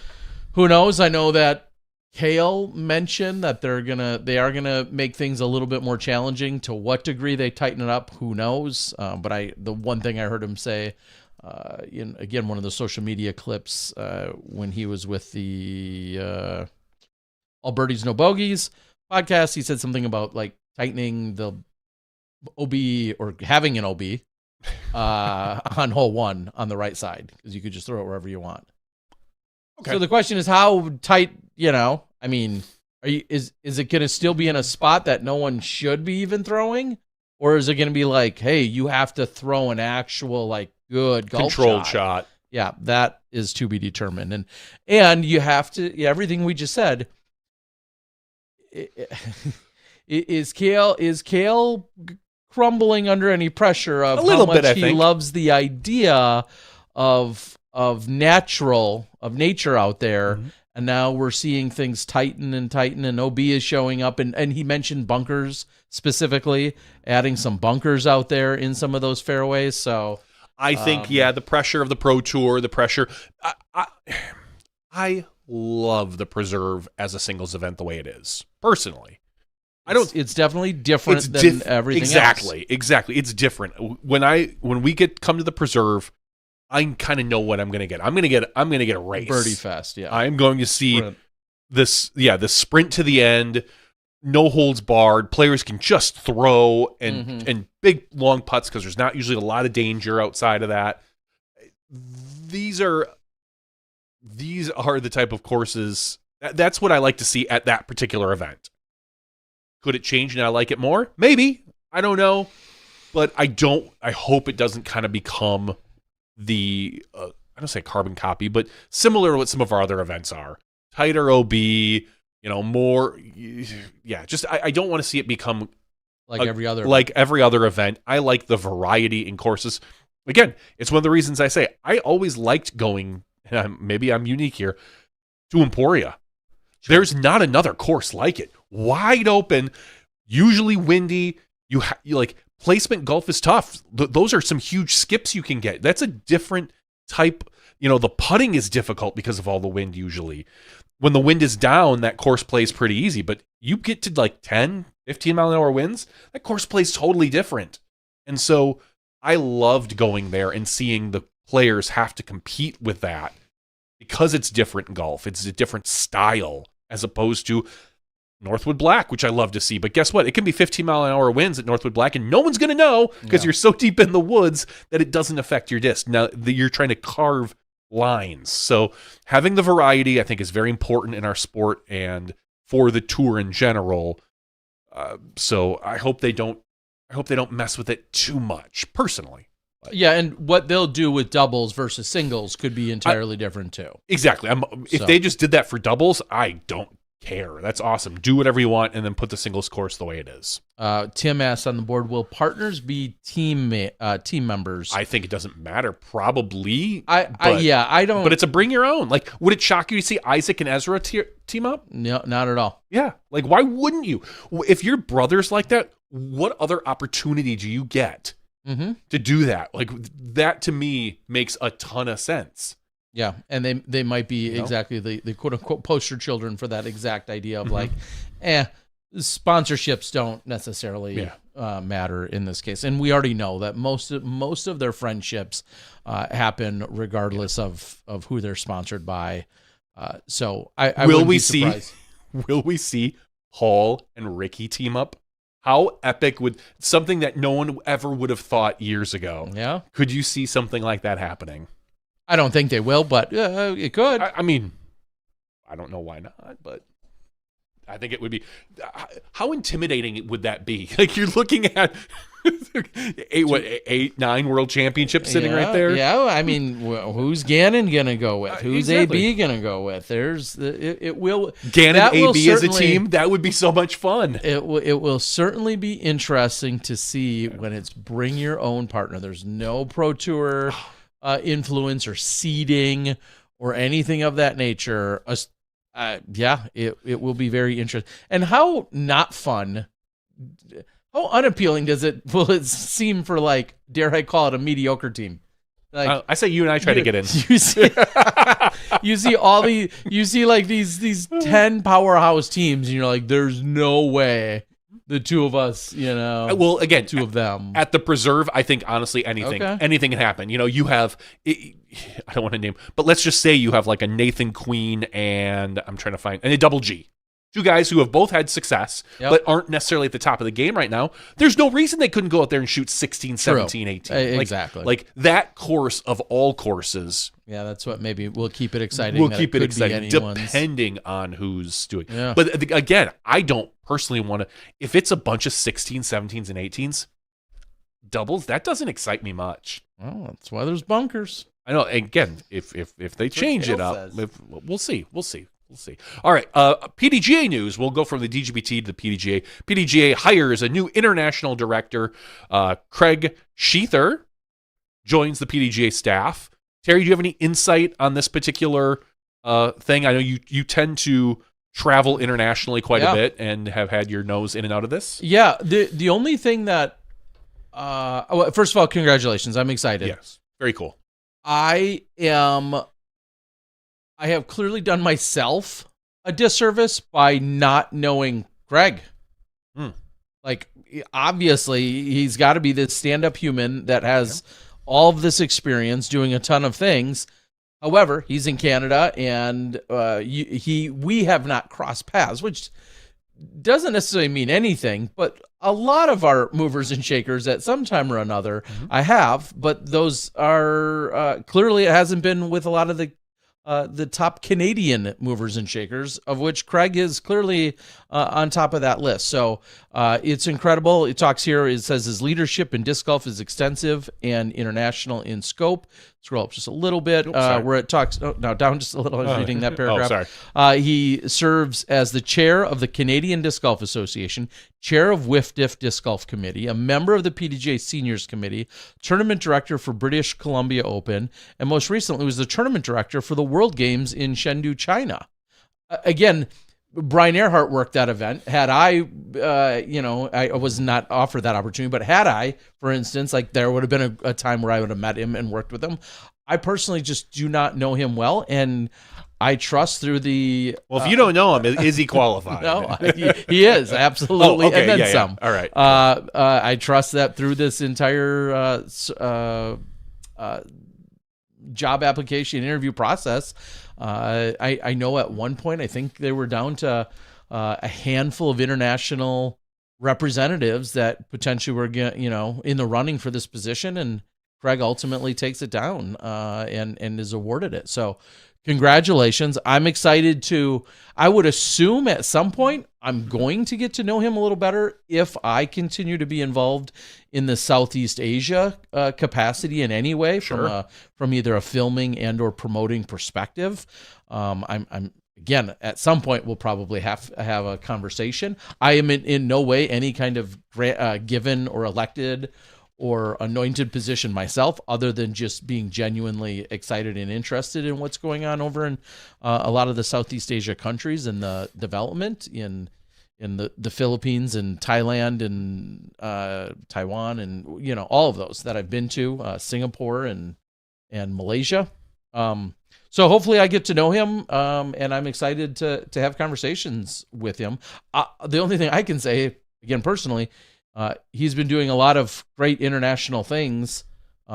He has not isn't a person that I've crossed paths with in Thailand. That's where I would maybe most notably have come across him. So I'm excited.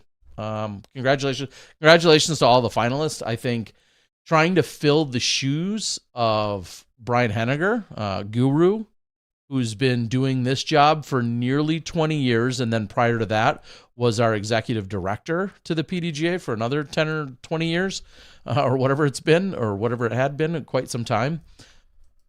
Huge shoes to fill. And lots of travel and learning about what's going on internationally. So. And he speaks English, presumably. So hopefully I don't have that barrier. I heard he speak English. He speaks Canadian. It's not the same. It's much more polite. That's probably true.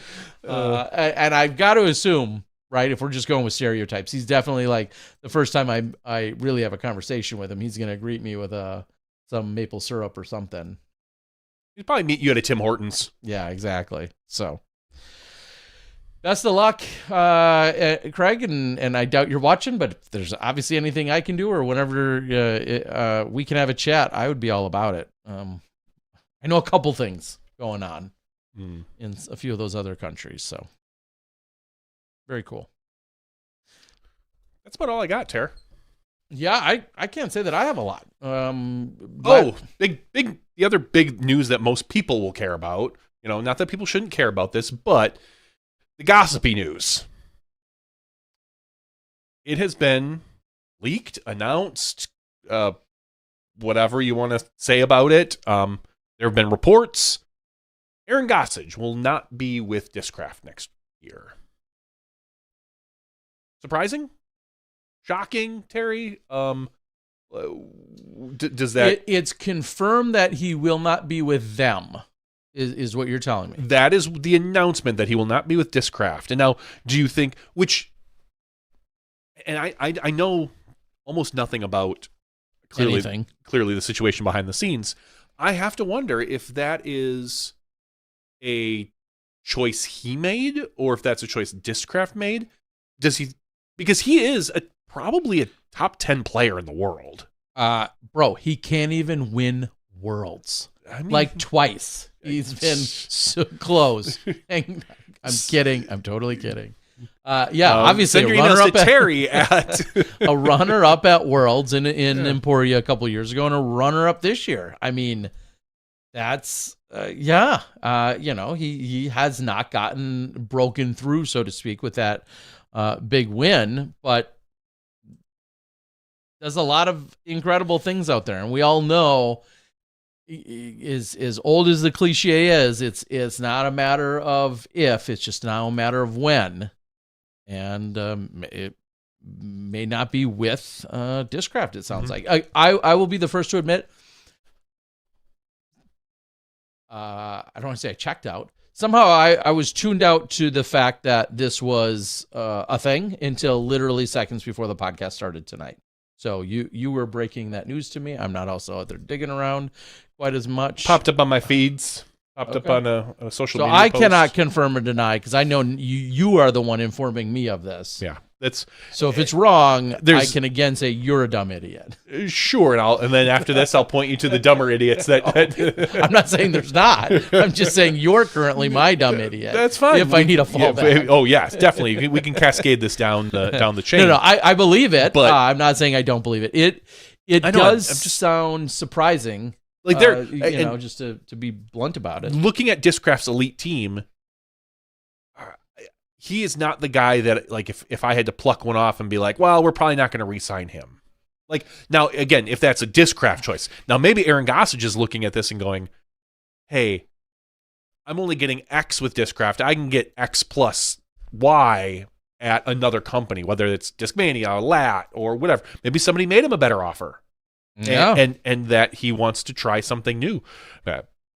I don't know the situation. If it really feels it feels strange right now, but hopefully we'll kind of get some more information in the next next month or so. Yeah, that will make things more clear to us. Somebody could correct me if I'm wrong, but I feel like Gossage has he been basically a Discraft thrower since we were introduced to him? Fairly certain, yeah. A few years ago when he showed up really out at Swenson at the last possible second, I think because somebody withdrew and then he was able to drive like 13 hours through the night, and that's how he showed up at the whatever that event is, OTB Open at the time, or whatever it was called at the time, maybe. Has he been always a Discraft guy on the professional scene that we've seen? And then I'll follow that up with a comment on the board. I'll say this: as convenient as it may or may not be that they do the videos and are on the same team, I don't see in any world where doing preview videos would be impacted by if Ezra stays with Discraft and if Gossage is with some other major manufacturer. There's no reason that they would have to stop doing preview videos. Yeah, I would bet there's no continue. Logical or contractual reason, probably, assuming they're still friends and everything's good. I would think that those could certainly continue. And then Cody does bring up another good announcement that was, I guess I feel bad, and I knew this was coming, so I wasn't surprised by it, only because I had conversations with Sexton last month in person. Of course, I wasn't able to share anything, nor would I, but announced today that a 3-year contract extension for one Nate Sexton as part of Team Innova, captain of Team Innova. Maybe the least shocking news that'll come out of the offseason. Probably. That he's so happy with where he's at. He said that he's got the great thing going with the Sexton Firebird. He plays more MP40 events now than he does MPO events. Like, it doesn't feel like to him a move would make a ton of sense, and if he can continue to just be an Innova ambassador and captain. Yeah, I think the question really becomes for him and for Innova is he as valuable today as he was 5 years ago or 10 years ago? No. Knowing he's clearly a very well established and well liked media guy, and that he's just simply not playing anywhere nearly as many events in any division. Will he lean more into MP40? I think at big events he will. Yeah. And he'll occasionally, but he's not shy about saying, like, I'm not going to go play, there's no 15,000 I was going to say 11,000 foot course. Yeah, there's just certain courses that, unless they're in his backyard, aren't nearly as appealing to him, and I don't blame him. I don't think they were that appealing back in the day. They're becoming even less appealing as the days go on. So, congratulations, Nate Sexton. I saw the announcement, and then I saw a number of people immediately chiming in with their favorite versions of the Firebird that they want to continue to see. So we'll see. There also Sexton, as he does so well. I was in a Sexton-ish Firebird group a day or two ago. Something, of course, it's the algorithms, right? And somebody was asking about prices on Sextons and how they've kind of naturally gone down on a lot of Sexton Firebirds, and just the overall boom of the disc, and then economics and everything else. And somebody went off about how Sexton got his bag, and then he sold out, and he did this, and he did all this other stuff with the Firebirds, and just like, this guy went pretty hard. And wow. Sexton replied, "Oh, I did, huh?" or something like that. So he peruses from time to time, sure. And this guy was like it's sounding like Nate Sexton is personally making every single decision over at Innova with regards to his Firebird, which, spoiler alert, he doesn't make all the decisions. And this enthusiastic collector was really making some very inaccurate assumptions and charges directly pointed at Nate. And it was funny that Nate could politely respond. If I was in charge, like Nate Sexton is, yeah, what would you do? I would just say Innova, that's the only thing they make. You only make Sexton Firebirds now. Welcome to your Sexton Firebird putter. I hope you enjoy it. Welcome to your Sexton Firebird mid-range. It's the best mid-range that's made. That's a good call. I'm just saying, if Nate can make all those decisions, how are you not in charge of marketing? Is the real question for you.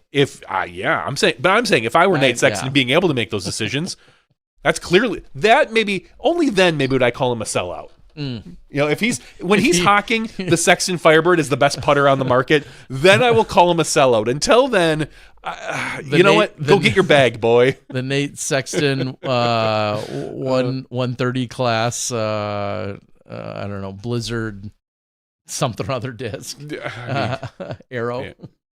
No, they all have to be Firebirds. Oh. That's all the best. I figured you just attach Firebird onto whatever the actual disc name was. No, they have to be Firebirds.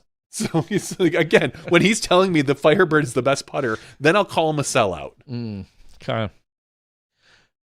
Cody says Innova likes bird names. Imagine the goose bird. Yeah, I could see. Again, nothing is going to surprise me where he goes. I can't say nothing. If he went to Legacy, that would surprise me. If he went to DD, I would say that's a little surprising, but DD could be looking for a premier player, a guy who's played well at their cores at the Worlds. If he went to MVP, wouldn't shock me. If he went to Innova, wouldn't shock me. Like Latitude wouldn't. Like none of those.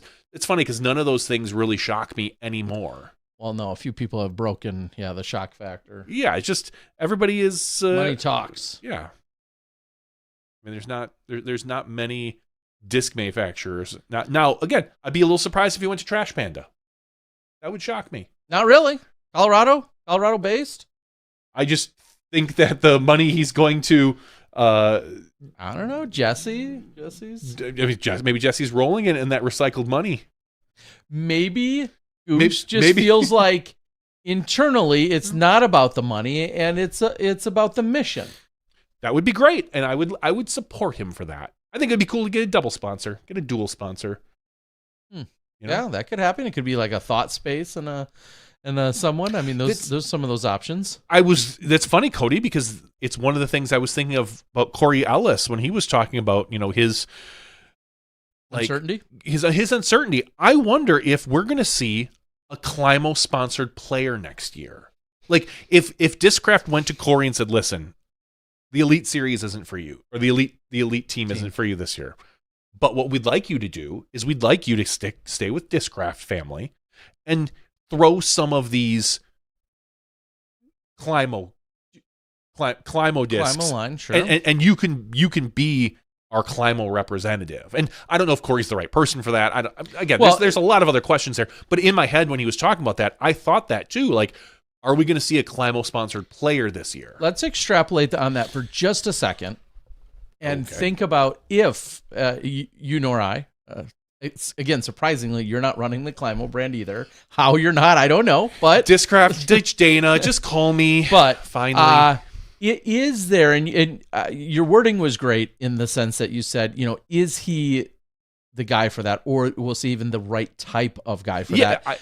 My question to dig into that specifically is, does it seem more fitting for a 30-year or 20-year vet like Corey, who's been playing since he's 5, who's been playing for 26 years now, as opposed to someone who found disc golf and has excelled in the last 3 years. And I say that to keep with the concept of the brand. Like Ken Climo is clearly, this legend of the game, one of the most iconic figures ever. I'm saying, does it feel kind of odd, would it, to the brand? I don't think so. Okay. Like and then I think the question where is, I'm going with that. Yeah, I think the question is, do you want to sell discs? Like, honestly, who's going to play pretend? Who's going to sell more discs of the Climo brand if they're sponsored? Corey Ellis? Anthony Barella? I'm sorry, AB is a more marketable guy. Sure. Like, so if you moved AB over there, you could say, cool, AB, you maybe have only met Climo 3 times. Right. But guess what? If AB was given the right marketing speech, like, I always looked up to Climo and blah, blah, blah, blah, blah, blah, whatever. Or, I'm looking to be the next Ken Climo or whatever that marketing. He also partly turns into a robot. Yeah, exactly. I like that. Whatever marketing spiel would be given to the players, I don't think it matters. Okay. Could Corey better fit into that mold? Pun intended. Maybe. But I think Discraft would. I don't know. I don't think Corey particularly for that brand would move the needle much. I will just say, I will go on the record and say, I agree with what you're saying in the sense that the most marketable person, no matter where they go, is what seems to be the smartest. Mm-hmm.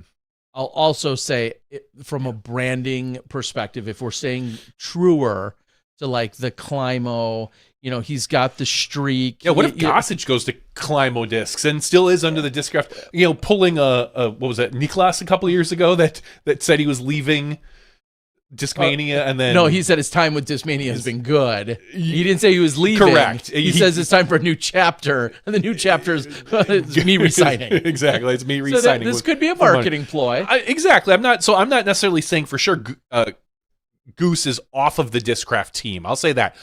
He might not be under the Discraft name next year. But who knows? Maybe there's a Climo. Yeah, and Tim out there is saying Macbeth is the only player qualified. I don't think they have to be obvious. No, it's as good. I don't think they have to be a good. I just think about, as silly as this word might sound, I think a little bit about longevity. And Gossage has actually been around for a lot longer. We haven't known him as long as some of the other players.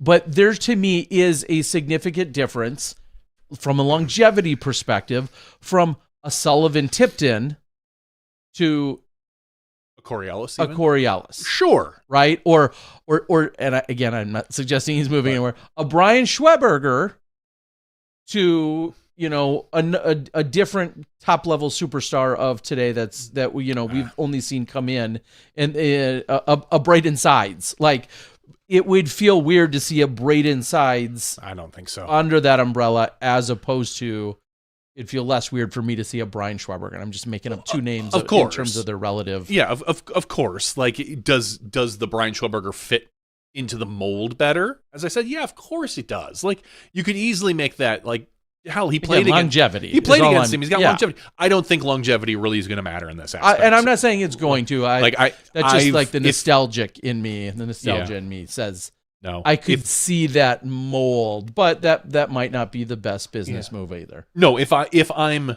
Dana or Discraft in general, I'm looking for a hot young player, and someone that you can point to and go, who wants to be the next Ken Climo? Yeah, sure. Something along those lines. Whether let's be honest, no one's gonna be the next Ken Climo.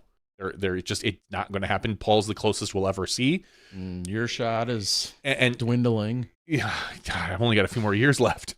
Jeez, Terry. And then next you've got, if Gannon can keep it up, he would be your next best bet, just based on how dominant he is right now. But we have a much smaller sample size with Gannon than we do even with Paul. So, but to me, no, I would be shooting young if I were them, because I follow. Yeah. There's more lifeblood in someone who's younger than someone who's been around longer, who we know who they are. We've seen them. Unless you're getting the Macbeth, or you're getting the Ricky, or you're getting someone who's been around and is dominant. Like, that's the only. You get someone who's been around and is dominant, fine. You get someone who's just been around just because they've been around. Not my gig. I don't think so. Call me Discraft. I got it right here. Right. Yeah. Yeah. I'll send them your number. Thank you. Because they don't have it. Listen, Dana's got my address. He sent me some Climo discs a long time ago. That's true. You could be the next Climo. All right. Well, let's. I think on that note, we can wrap it up and call that a show. We can then jump into the after show for a little bit as well. But we got to thank Corey Ellis for joining us, and looking forward to seeing him and his wife Molly next week. Thank you to the Ace Run guys out there getting the work in on covering the event this last weekend. Doing great work. Appreciate it. I myself have some work to get caught up on. I know I've got some PLO footage to get released for you guys, so I'm working on that. In fact, spoiler, the second round shot by shot is actually edited. Well, the rough edit's done, like the majority of the work. It's a few graphics and a few other things, but super excited to get that wrapped up so we can get that released for everyone as well. And I want to get it out sooner than later. So if you're not around for the after show, I'll quickly say now, enjoy your Thanksgiving, everyone. Be safe, have some fun. Probably some reunions with not only family, but some of your friendly or not so friendly high school or grade school buddies, one way or another. I'm sure you have plenty of stories to share. Remember, the best subject at dinner is politics. That's what everyone always says. Just make sure you lead with that. Yeah. Hey, Grandma, could you pass the mashed potatoes? How about immigration? That's what you do. Could those mashed potatoes immigrate to my side of the damn table, please?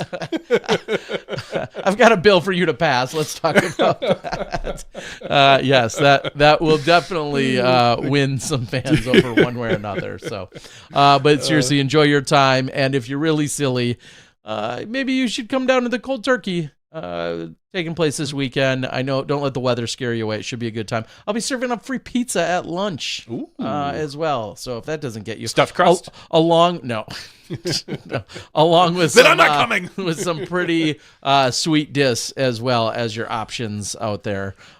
So really looking forward to it this weekend and should have a really good time with it. If you need battle packs, even if you're listening to this a week later, I stocked up heavy. And they all have golden tickets in them, I heard. All of mine do, and I have not dug through all of them or any of them. So if you do need battle packs, seriously, reach out to me or head on over to the discgolfguy.com and you could just get yours ordered there as well. I delivered one to somebody's house yesterday, lives in the Milwaukee area, and he's like, yep, you can just put it on the porch. When you walk inside the porch, they've got like a Christmas tree outside as well, lit up. And I put 2 battle packs right under his tree. Aww. He texted me later in the night and said he got one of the confetti ones. No, maybe 2 confetti ones. He said he absolutely loves them. So that's great. I can't promise they're all going to be hand delivered, but I do need to get a few more Southwest flights in this year. So maybe I will deliver it to you. That'll be easier. I don't know. Anyway, thank you for joining us. Thank you to Corey Ellis. That's podcast 583. We're going to take a quick break. When we come back, we'll have the after show. We'll have stuff to give away. Maybe I'll give away a cold turkey disc. Sounds good. What? You could get your hands on one of those. So we'll see you then when you step inside the Smashbox. Thank you to our $2 and above patrons. Your name is listed below in the credits. If you are interested in being listed as a producer in the Smashbox TV credits and supporting this and other fine podcasts, please visit patreon.com/SmashBoxTV.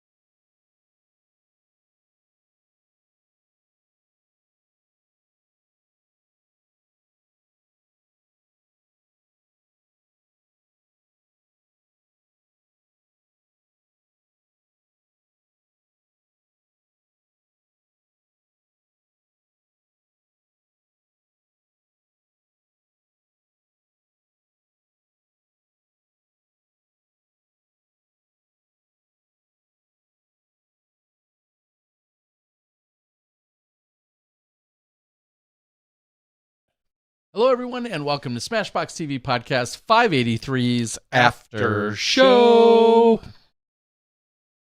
You know, speaking of Gossage and the goose. The goose, he's loose. I feel I'm a little sad. Because did he not get you anything for Christmas? Well, he's got time. Every day lately when I've been taking various walks, sometimes to my friend Dave's over at the Dyers Guild, like I did today multiple times, I go by this little pond that is part of our overall condo complex. All right. And I'm kind of traipsing in between all of the goose poop that's on the sidewalk because there's dozens of geese that have been congregating there for quite some time now. This isn't the first year, won't be the last year, but there's dozens of geese that have been congregating. They hang out in the pond. They usually hang out just on the sidewalk or just barely off the sidewalk until me or others start walking through. Some of them will jump into the water to get away, and some will just move off the sidewalk. They're not aggressive. They just step aside. Yesterday, I went for my walk. I walked to UPS to drop off 8 Luna packs, actually, if we're being specific. And I'm walking along. There's one goose. Okay. I think he or she Just a lonely goose? has been left behind. Like, It's genuinely a little bit heartbreaking. And then today, same thing, same walk, twice. There's that one goose just hanging out. And I've got videos I took like last week or two of all these geese, because again I see them all the time, and I always kind of wonder like how close will they let me get to them, and I see them and they jump out of the way, So I've been seeing them regularly, not to the point where, I haven't named any of them or could identify any of them specifically or anything like that, but there's just a lot of them. Okay. So to walk by now for the last 2 days and there's it just like it's alive. It's walking around. It doesn't appear injured, which I think would be maybe could be a wing issue, maybe. I mean, it could be depressed. It could be an internal injury. I don't know. Sure. But I'm starting to feel a little sad and depressed. This goose. I mean, this goose could be smarter than the other ones. He might be like, I don't need to leave yet. Yeah. I got it good here. I got frequent flyer miles. I can board last. That's right. I'm just going to chill out for another day or two before I. Did you see that snow coming in? I'm just going to hit the right jet stream. And that's right. Maybe. It could be all of those things. Or somehow this goose got left behind. Will the goose make it through winter? I don't know enough about geese. No, if they can survive. Right, if they're winter. Canadian geese, you'd think they're pretty tough. I don't know. They might be polite. I don't know It was nearing 50 degrees today in Wisconsin. It was gorgeous today. And it's all going to go away tomorrow. Oh, yeah. It's going to be miserable. Cold front moves in, and unfortunately, we're expecting snow this weekend during the tournament. 5 inches. So we'll see how that Possible. ends up. Yeah. It's like right on that border of temperature, too. It's like 30 to 35, where you could see some snow. It could turn into rain. It could just kind of get slushy and gross.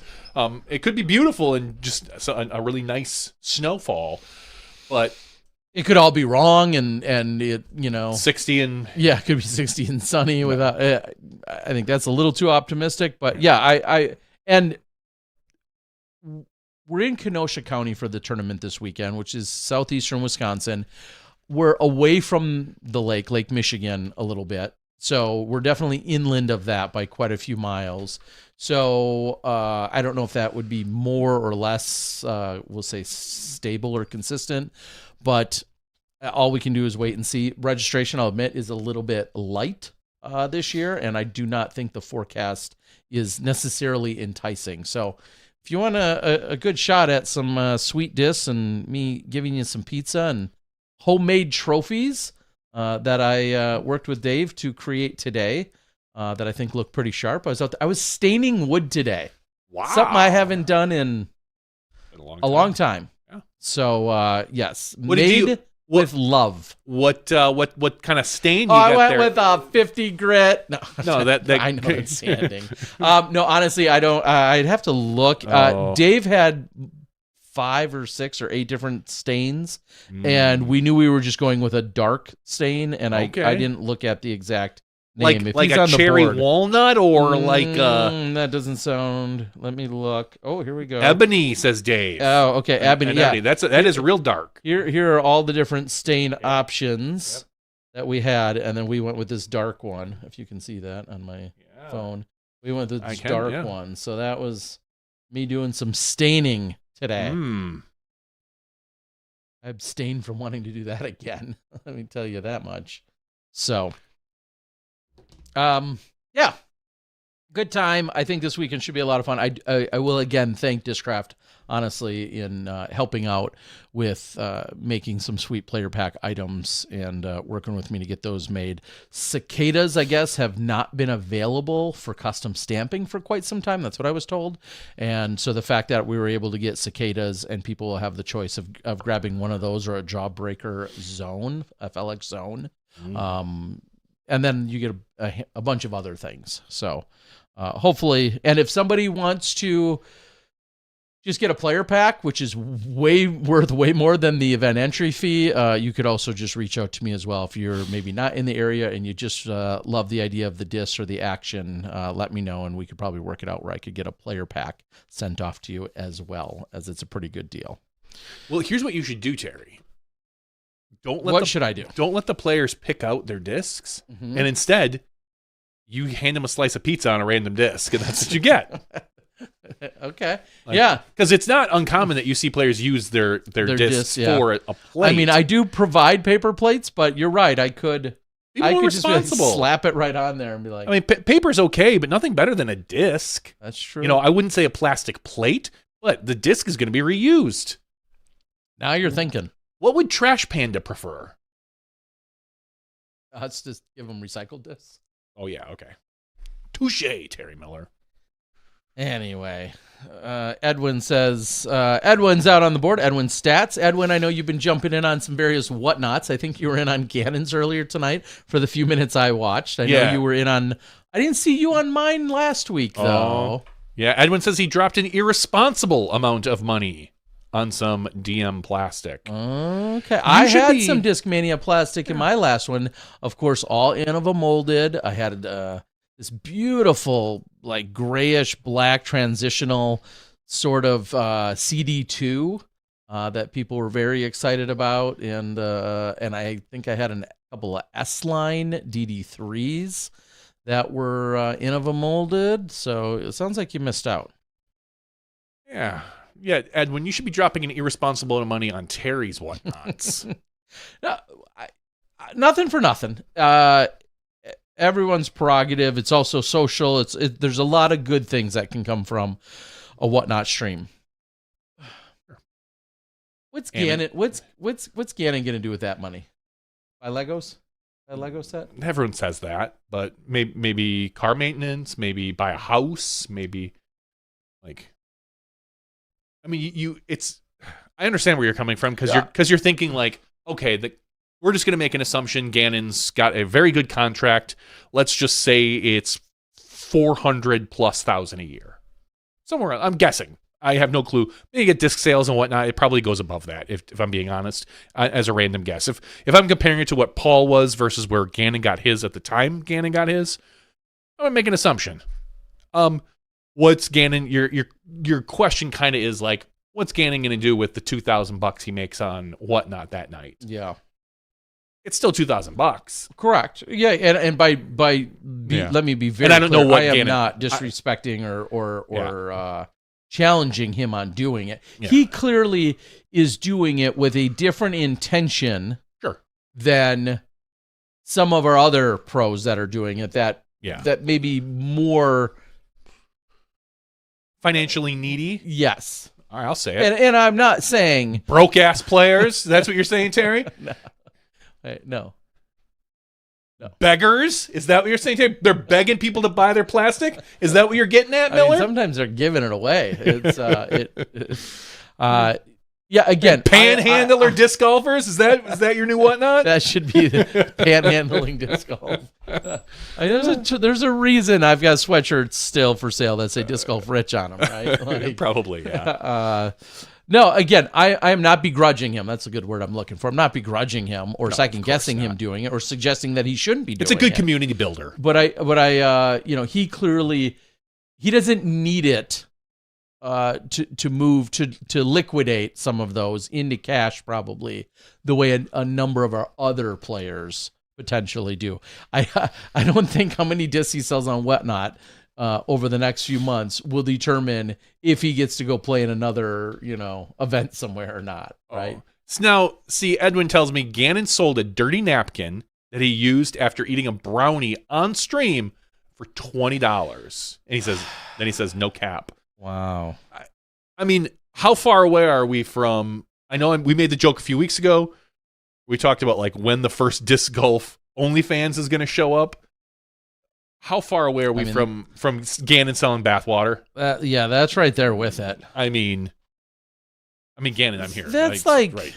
That's creepy. Is that creepy? It's weird. I mean, it could be a funny joke, like play pretend it was Isaac that bought it or something. Like, but it's definitely.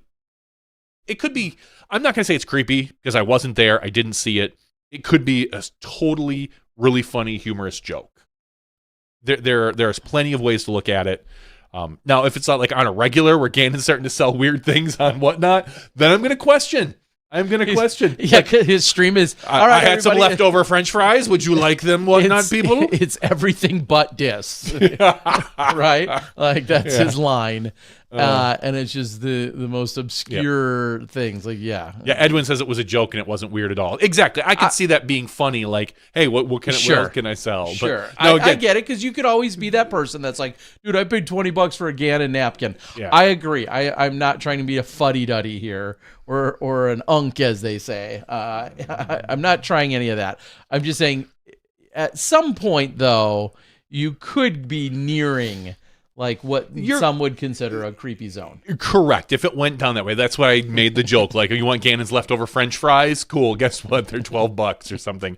You know, there are places that could travel down, and yeah, I mean, and there's a long way to go before that. But again, I could see it being, as Edwin says, a funny joke, haha. Or like the time, right? That I think in one of the Whatnots, the summer he was one of many people at it. Didn't he sell a hat right off his head for like $400 or something like that, or $200 or $400?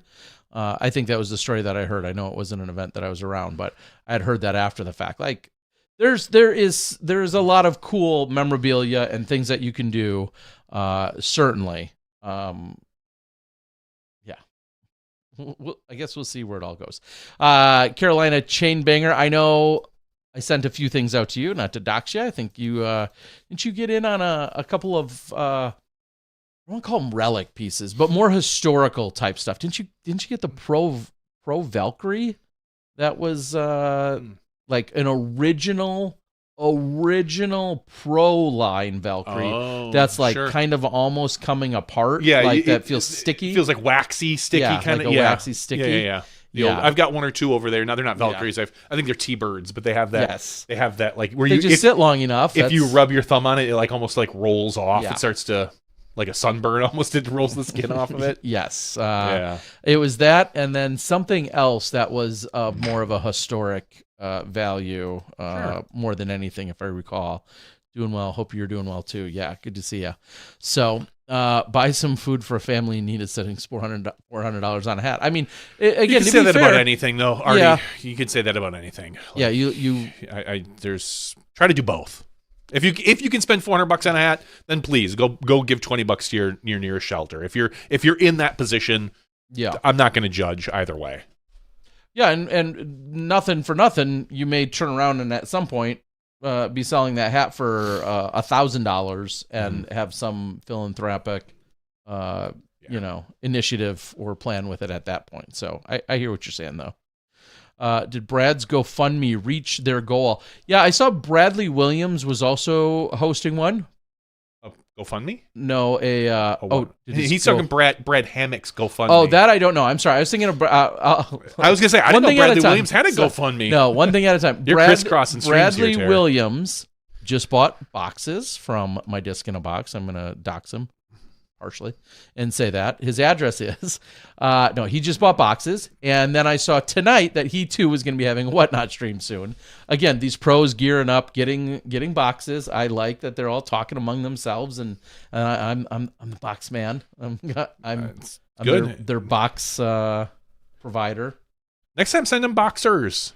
Like just a bunch of boxing. Yours or I mean, I'm sure. I mean, you've got some of Gannon's. You should send Gannon's boxers over to Bradley Williams. I do not have any. Although you should find for the right price. For the right price, Gannon might sell them to me. I don't know. Anyway, so Bradley Williams, I think, is doing a Whatnot stream. Brad Hammock's working on a GoFundMe, and certainly go out there and support that. Only $200 away from his $8,000 goal is what Edwin says. Okay. Well, there you go. Yeah. There you go, fund me, so to speak. Fund him. Working on is it cataract surgery or something with his eyes, if I recall. Carolina says, I'm not sure why, but I love older Innova. There's nothing wrong with that. Everyone's got their kink. That's one way to look at it. Really? Am I wrong? No. Okay. I mean, as a guy who only throws, 90s Ontario rocks or 90s D Comets, yes, I hear what you're saying. I guess it depends on what you're doing with it. Are you throwing it? Are you collecting it? Whatever your reason is. You stuffing body pillows with it and sleeping with them? I don't know. There's a lot of things you can do with Whatever them. you want to get into. That's Edwin says, I love Innova-made Discmania. That's how Gannon hurt my wallet. Quick side story to that. At one point, I had heard something about the manufacturing getting switched. And of course, it's never enough. But I went out and made an order of a number of just stock drivers. Sure. That I knew were still from Innova. And like many things, I thought, someday somebody's going to probably jerk off to these. I think was unfortunately the phrase I used. That's a little creepy. That is. But it's get excited about these, or somebody's going to prefer these. Which is the almost verbatim what I said when Discraft went away from the bar stamp on the Buzz. Yes. And they went to the circle stamps for all of their discs for a number of years. Mm-hmm. They switched up all of their graphics, and they used to just have the regular bar stamp Buzz. Mm-hmm. And I remember a box. I think I had ordered 50 Buzzes, and about half of them were bar stamped, and the other half were the new circle stamp, which was the first time I'd ever seen them. We're talking 15 years ago? I don't know, a long time ago. And I remember saying almost verbatim those exact same words. I won't repeat them. But I remember grabbing the stack of bar stamped ones and setting them aside and said, somebody's going to want these then someday. Yeah, even though they literally came off the same. Yeah, assembly line, it was a matter of when they got stamped, what plate. But that's just the way we all are, right? And Sure.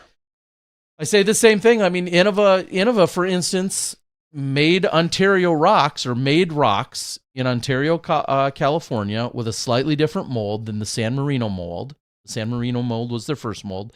Then in the early to mid 90s, they made them with this slightly different mold that said Ontario, California. And then around 97, 98, they went to the Rancho mold. And that period of like 94-ish to 97-ish were Ontario molded rocks, which are the ones that were right in the prime of me learning to play. Yeah. And just the rocks that I particularly enjoyed and still do to this day. And then in 2005, they re-released. They're like, oh, hey, we've got the mold again. We're going to bring them back out. I have a lot of those, more than I need. And they don't feel the same. They don't really fly the same, or maybe they don't feel the same, therefore they don't fly the same out of my hand. Either way, like that's my one preference, like almost literally my only preference in disc golf, is that particular era of Ontario rock. Thankfully, also, most people hated them. Yeah. Like most people hated that particular mold. Everybody for wanted those the San years. Marino. Yeah, because the San Marino is what they were used to. And then eventually when the Ranchos came out, they were more stable, and a lot more people really preferred those. They were flatter. They felt a little bit faster. And most people then gravitated to that, and that went on for many years. I've still got a black San Marino with a Berkeley stamp on it somewhere in there. That at the time when I won that in a raffle, people were offering me $100, $120 for it. Should have taken it. I probably couldn't get 25 for it now. No. Yeah. Which, again, that was 17 years ago when I got that. And at the time I was like, no, I'm going to hold on to this. Mm-hmm. Whatever. It is what it is. Maybe there's some old guy that'll still give me maybe $30 for it. Maybe. Yes, the bar stamps do go 2 feet farther, according to Tim. Terry, I'll trade you a Christian Sandstrom, fingerprinty, Star Valkyrie for 2 Innova-made DD3s. Cody, that is not a good deal for me in any way, so I'm going to pass. But thank you for the offer. Yeah, start getting out, start pulling those for your whatnots a little occasionally. Let's grab one or two. Yeah, every once in a while, it is fun to just pull out some of these random discs that I may have a plethora of, and I can deal with letting 1 or 2 go here and there. I won't let any of my Ontario rocks go. No, I know you won't. Just because I do enjoy having that as a collection, but a lot of the other stuff I will slowly and occasionally let go of. Anthony Brella, I have him to thank, as he has revived interest exclusively in the AmNats glow flag dyed Buzz, which no one gave a shit about You for couldn't more than a decade. You probably couldn't give them away practically. Yeah, somebody would not dare give me $20 for one of those. I tried to sell those for years. Nobody just didn't care. Anthony Barella's out there apparently putting from 100 feet with them, jump putting from 150 feet with them, whatever he's doing with them. And now people can't get enough. So that's the one guy I haven't reached out to. I should actually reach out to Barella. People have been getting him on my whatnots. I wonder what Barella would maybe trade me. Does he actually? If he needs more. Does he actually throw them, or was no? he just, I believe he throws it. Okay, yeah. or was he just digging That's how around everybody putting knows with about one? it. Yeah, I didn't know if he was like on a social stream just putting with one for fun and that drove it, or if he actually bags them. That's what I wasn't sure. I can't imagine he's got too many of them. Oh, probably not. Probably 2 or 3. Because they weren't around. And nobody really wanted them either. Yeah, reach out to AB. See what he's interested in. Oh, I gotta make a proposition to that guy. See what you can milk that kid for. Yeah, he might have a couple dollars in his pocket. Or maybe he'll trade you a jersey. Think there's one my size?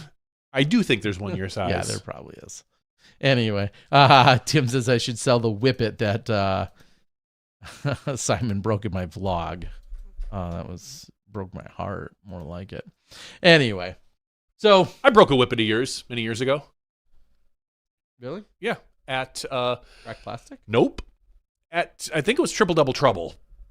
Really? I don't remember this. It was. I believe it was on hole. It was funny because I don't know why we had each other's discs. You had an old school AVR of mine that had a grid stamp on it, a yellow AVR, and I had a Whippet, and it was old. Was it white? I don't remember offhand. 1, 2, 3. Is that hole 4 that went down? The short one that went up and down the alley? No, that's 5. Oh, 5. So it was hole 5. 4 pulled out, and then 5. Oh yeah, 4. Was... 5 went up and down the alley. It's all of 125 feet. Yeah.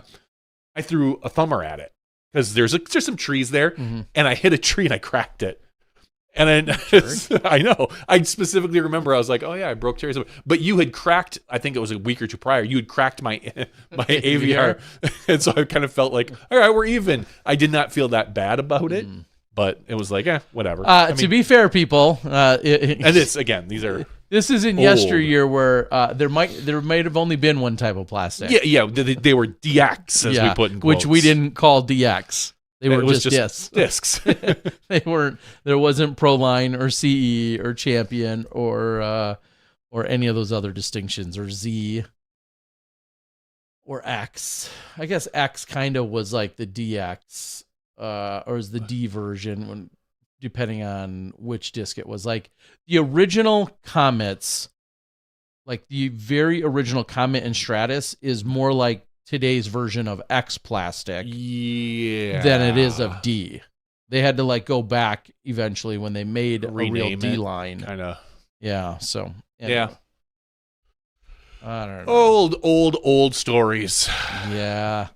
Midnight Buzz got me off the rocks. Galactic Conqueror says the 2005, like the one I sold, the one they only have 1,000 of. Is that the one you're talking about? I'd messaged. Right before I went live last week, I had messaged Bob Giulio over at Discraft and said, "Hey, are these really as rare? Was there only 1,000 of these?" And I was looking for a little confirmation. Do you think he remembers? That one he wasn't sure of. Okay. But what I'll say is that particular Buzz that was in a package, which most of mine aren't, it was still in a package, and it had a certificate of authenticity in it, and it said 630. And I, for some reason, I thought there was only 1,000 made. Just tell people that. Well, that's what I did. Okay. Don't tell anyone else. All right. No, I believe that was in fact the case. But this had a certificate. Dude, I can print up certificates of authenticity if you want. That's a good point. I should start making them for all of my Whatnot streams, no matter what the disc. Yeah. Like, definitely thrown by Own at Worlds in 2025. Yeah, it was in her bag. You didn't see it, but it was in her bag. It was in her bag. Yeah, definitely should do that. Terry, are you doing a special stamp for the Samui Swine this year? I did just get a number of the Samui souvenir stamps, as we call them, the one that everyone's used to. 118 gram? 118 gram Buzz. I did get some of those in like a Jawbreaker light plastic. But anyway, so we did a number of those. I'm going to do a stamp that is 100% unique to Samui this year. I should get on it actually sooner than later now that I say this. Yeah. There is a stamp idea that I have, and you're just going to have to wait for the surprise. But Aaron, I think you're going to really appreciate what it is when I do it.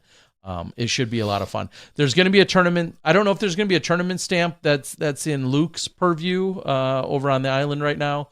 But I do have a number of Samui souvenir stamps, as we call them. Again, they're on Discraft discs. We have some on Latitude discs. And then I also just got a whole shipment of new Halo discs with the Samui, I'll call it the generic, but we call it the souvenir stamp. Like it's just the Samui stamp that you guys have seen before. So I am very restocked in a lot of different molds, including some beautiful Halo stuff and some really cool Discraft stuff as well. And my first ever custom order of buzzsaws. Oh, the buzzsaws. Yeah.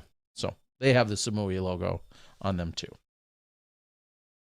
Aaron, when are you going to get, are we going to see you? Am I going to see you in any part of Southeast Asia, whether it's Thailand or Taiwan or the Philippines, China, Japan? Am I going to see you over there? I hope so. Terry, how is the Samui course been as an owner, at least breaking even? Not really. Over there, especially on the island, you're talking about, first of all, it's largely, almost exclusively going to be tourists that are there. You're talking about a pretty nominal day rate to play. And then you're also talking about a lot of rainy season. And so just spreading the word of the idea of disc golfers getting there is the best that we can do, and that people can come there and then hopefully enjoy the time around the tournament and whatnot. But in terms of it being a thriving money-making adventure, the short answer is no, not so much. We hope that it keeps going in terms of people coming and having fun and events being run there. But financially, I'll just admit the best thing you can do is buy some discs that support the overall efforts. But in terms of the course being something that I'm retiring on, the answer is very much no. Negativo, good buddy. What's that? Negativo, good buddy. Yeah. I saw Steve Dodge made a post about selling some, doing a whatnot, and selling a bunch of the original 2016 Disc Golf Pro Tour cards. Yeah. And I'm curious personally as to what the value of those are anymore. I'm sure they still hold some value because they're the first run, so to speak. But we also know during COVID, cards in general were skyrocketing. So I'm curious as to what he's going to sell. He was selling champion cards, as he called them. Because there was a run of I think 9 or 10 specific champion cards. It was four of the players. Mm-hmm. And then there was there should have been 5 venue cards. And then 5 venue cards. 5 or 6? 5? Just 5. 5 venue cards. Sure, just had 5. Yeah. And whether or not those still hold the type of value they held 3 years ago, 4 years ago. So I'm curious as to what his whatnot is going to do with them. Yeah, I am. I'm going to have to do my best to actually tune in myself because I've seen them. I've seen them all over the place. And just real quickly, I went out to eBay just moments ago, typed in Disc Golf Pro Tour Champion cards, and someone, for instance, has the entire sealed set listed as $2,000 or best offer. So that $2,000 might as well be $50,000 because unless it sells, it's really irrelevant. So I mean that's the entire pack without the cards you're mentioning. That's what I'm saying. Without I think I got one of them sets in there. So $2,000. Hey. Yeah. The problem is it's not selling. It might not sell for $2,000. It might sell for $500. It might sell for $50. I know I sold a boxed set for over $1,000. That was a few years ago, right? A few years ago. Again, that was when the cards were really hot, hot and heavy. And to be fair, we also as much as it was a growing scene, there was still a much more limited scene of disc golf cards at that point. Yeah, because now that Brixton's involved, yes, they have a lot of cool cards, and the Pro Tour has a lot of cool cards, but there's a lot of cards. Yeah, and I think I saw their finally recent, just gave up. Same here. I have every set, I think, up until about 2 years ago, a year or two ago, and literally, I think I saw their newest advertisement said every pack comes with like a special card, like a relic or a signature or whatever they are. And I was just thinking, like, wow, that's a lot. And there's no way you can collect them all. There's no way. And I understand how the card market is these days. Like, I could pull out a stock Paul 2016 card, and that still holds a bunch of value. Versus any stock Paul card from 2017 and on, which probably doesn't really hold much value at all anymore. And including this year's, like, just the stuff, getting these stock cards is not, there's almost no value to them anymore. And there's nothing you can predict. Everybody goes for the rarity cards. Right. That's how the market is these days. So, I don't know. Yeah, it's I'm just kind of perusing through some of the stuff that is sold on eBay in terms of these cards. Not to say this is necessarily even the best place anymore for these cards, but it's kind of just all over the board. Yeah, I was part of a card collecting group on Facebook for a while, but it went silent years ago. Yeah. Interesting to scroll through some of these and see. There's just a card for everything now, basically. Yeah. And I feel like some of that elusiveness has watered down. Yeah, it's depressed the market, which makes total sense. Well, it's like a lot of things. Once something hits and it hits big, who's ever making it says, well, let's just make more of them. Let's cash in on this. And they have to then determine, do we care about the long-term market? Do we care about collectability? Do we care about resale? Those are all things that they have to decide whether or not they care about. And that very concept is 100% can be applied to the Sexton Firebird conversation of them having only so many in 2015, still a relatively limited amount in 2016. And then shortly after that, they're like, hey, we're ramping up production on these, and they're not concerned about the secondary market, and they don't need to be. And well, they weren't even concerned about the secondary market in the first 2 years. Correct. They just made what they thought they might sell. Like, oh, we're going to make a limited run because we don't know how great these are going to be. So, now, that if you're a collector or a diehard investor is maybe even a better word for some people, that were like, oh, well, in 2020 or 2021, they made, 200,000 of them, and nobody's paying anything for them. Yeah, the manufacturer made way more, and there wasn't a hard collector need. And I feel like, I bet you Nate Sexton wouldn't mind that. Since then, we've also seen, I think, a lot of interest wane. And if that production of those continues to stay very high and quote unquote common, then you're obviously diminishing what people are going to see on the secondary market. But again, that's not necessarily Innova's concern. Yeah, no, Innova wants to sell as many discs as they can. Like, that's Nate Sexton wants to sell as many discs as he can, like, because he doesn't make a cut of the secondary market.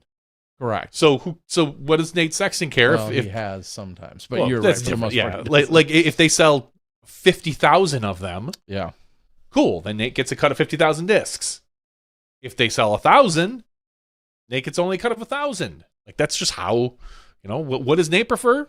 Is it cool to say, oh yeah, one of my discs sold for $1,700? Yeah, that's cool. It doesn't put money in my bank account. Not directly. Not directly. Cody says, if you had $100 to spend on a collectible disc, what would it be? How much are if they even sell them anymore, the Steady Ed Ash discs? Oh, those are. Do they still? Those are like. I assume you could still get them. And they're probably $50. I would probably buy one of those. I know they're not super collectible. Yeah, they're.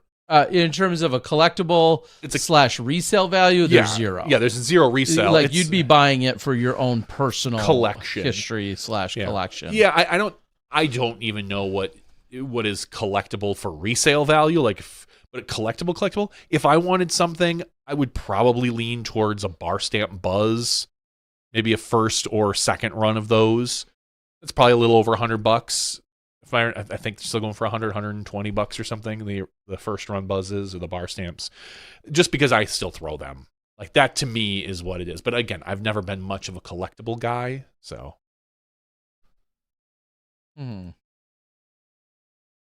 I have one of the putters. His widow, Farina, convinced me to throw it. There you go. Aaron says an AJ Destroyer. Yeah, Avery Jenkins Destroyers have been holding that value. The question is, will that ever wean? And at what point will it? Because for the longest time, an 8-time rock was $100. And now you're not likely getting why that anymore. was it $100? Because a bunch of pros on tour threw them, so people saw that and were like, "Oh, they throw them. They must be good." So that's why people pushed up the value on them. Right now, nobody throws them. No, there's not a single pro on tour that throws that disc on the pro tour. There might be some on the Masters tour still. Yes, that certainly is. But I mean, that's just nature. I mean, look at what discs are popular. Like probably like things that AB throws, things that Macbeth throws. Those are going to be popular right now because that's what was sold. Things that Johnny V throws. Into trees.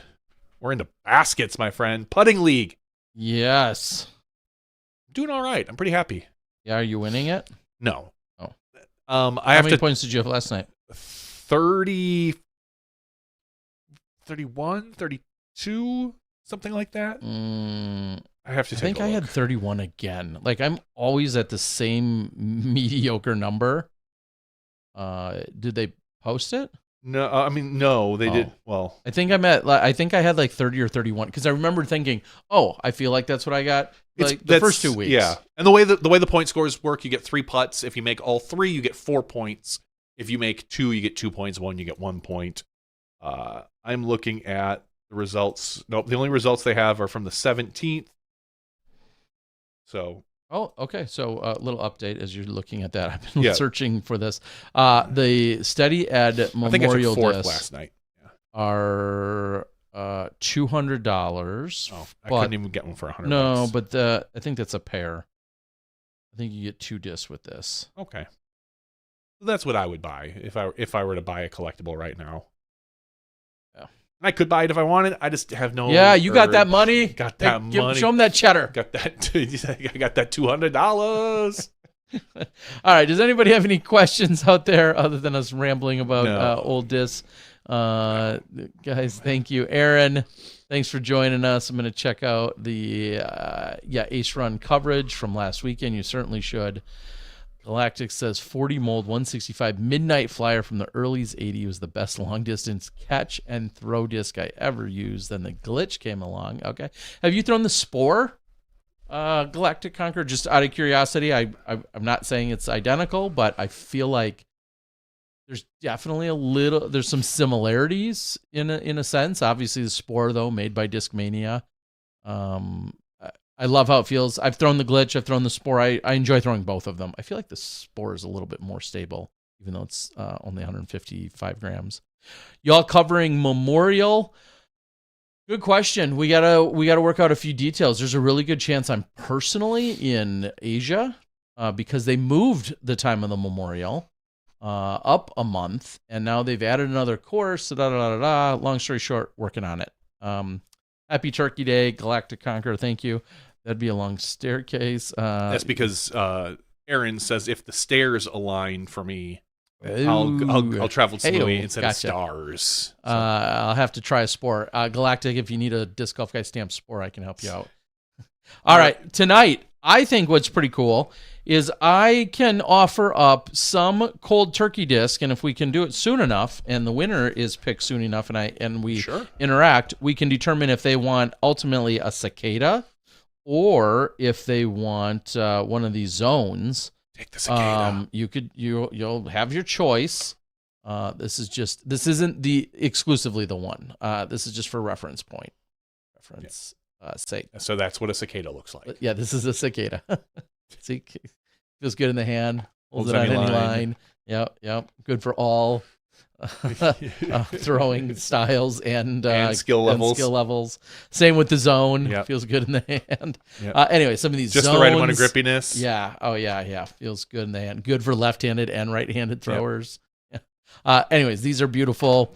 We'll work out something though to get you a cold turkey stamped disc. I will have a few left over from this weekend, and I can say that confidently because not enough people are signing up.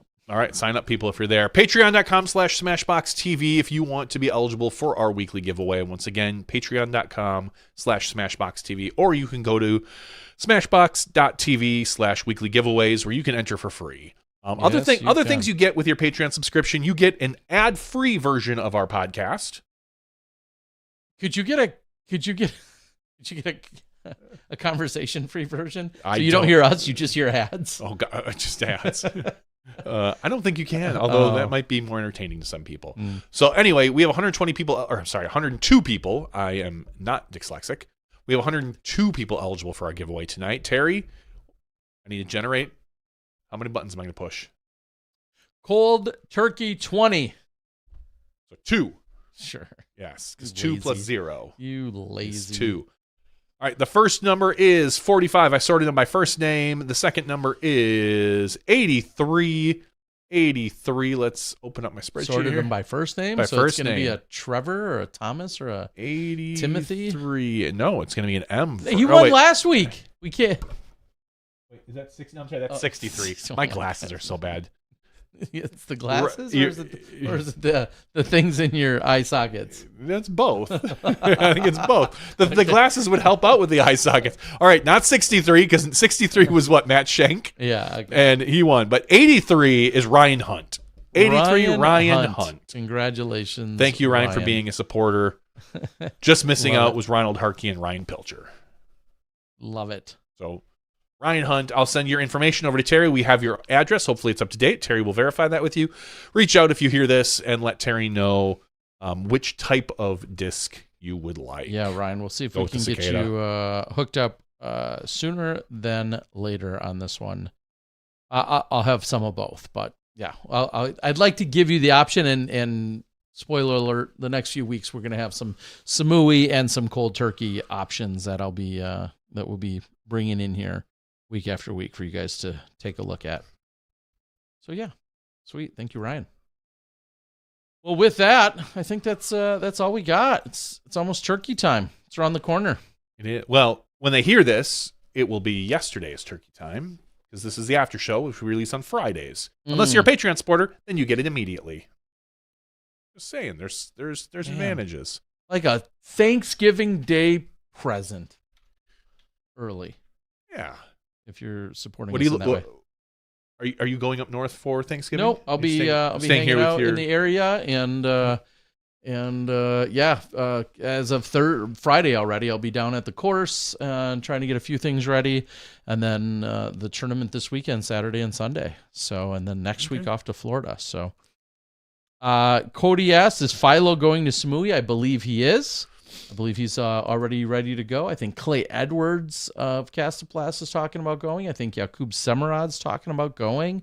I've got to connect with both of those guys. Shasta Chris is already over there in Thailand. He's in Chiang Mai already. He's been there for a few weeks. So, yeah, should be really good.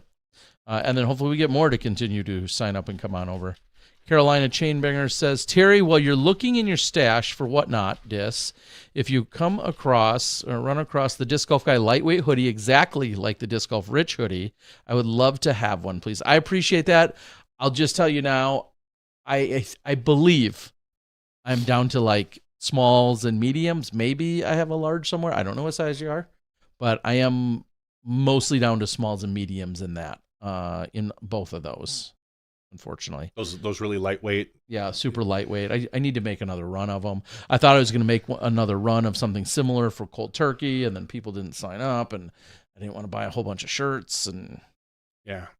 So I've got one. My wife has one. We both love ours. Yeah. Yeah. So have a wonderful Thanksgiving. We appreciate it, Artie. Thank you, everyone, drinking with Jakub and Clay. I don't know. I won't be drinking, but they might. Sure, Terry. There's going to be some of those. All right, Terry, let's wrap this up. Fine. Artie says I'm a medium, by the way. So Artie, There you go, Artie. reach out.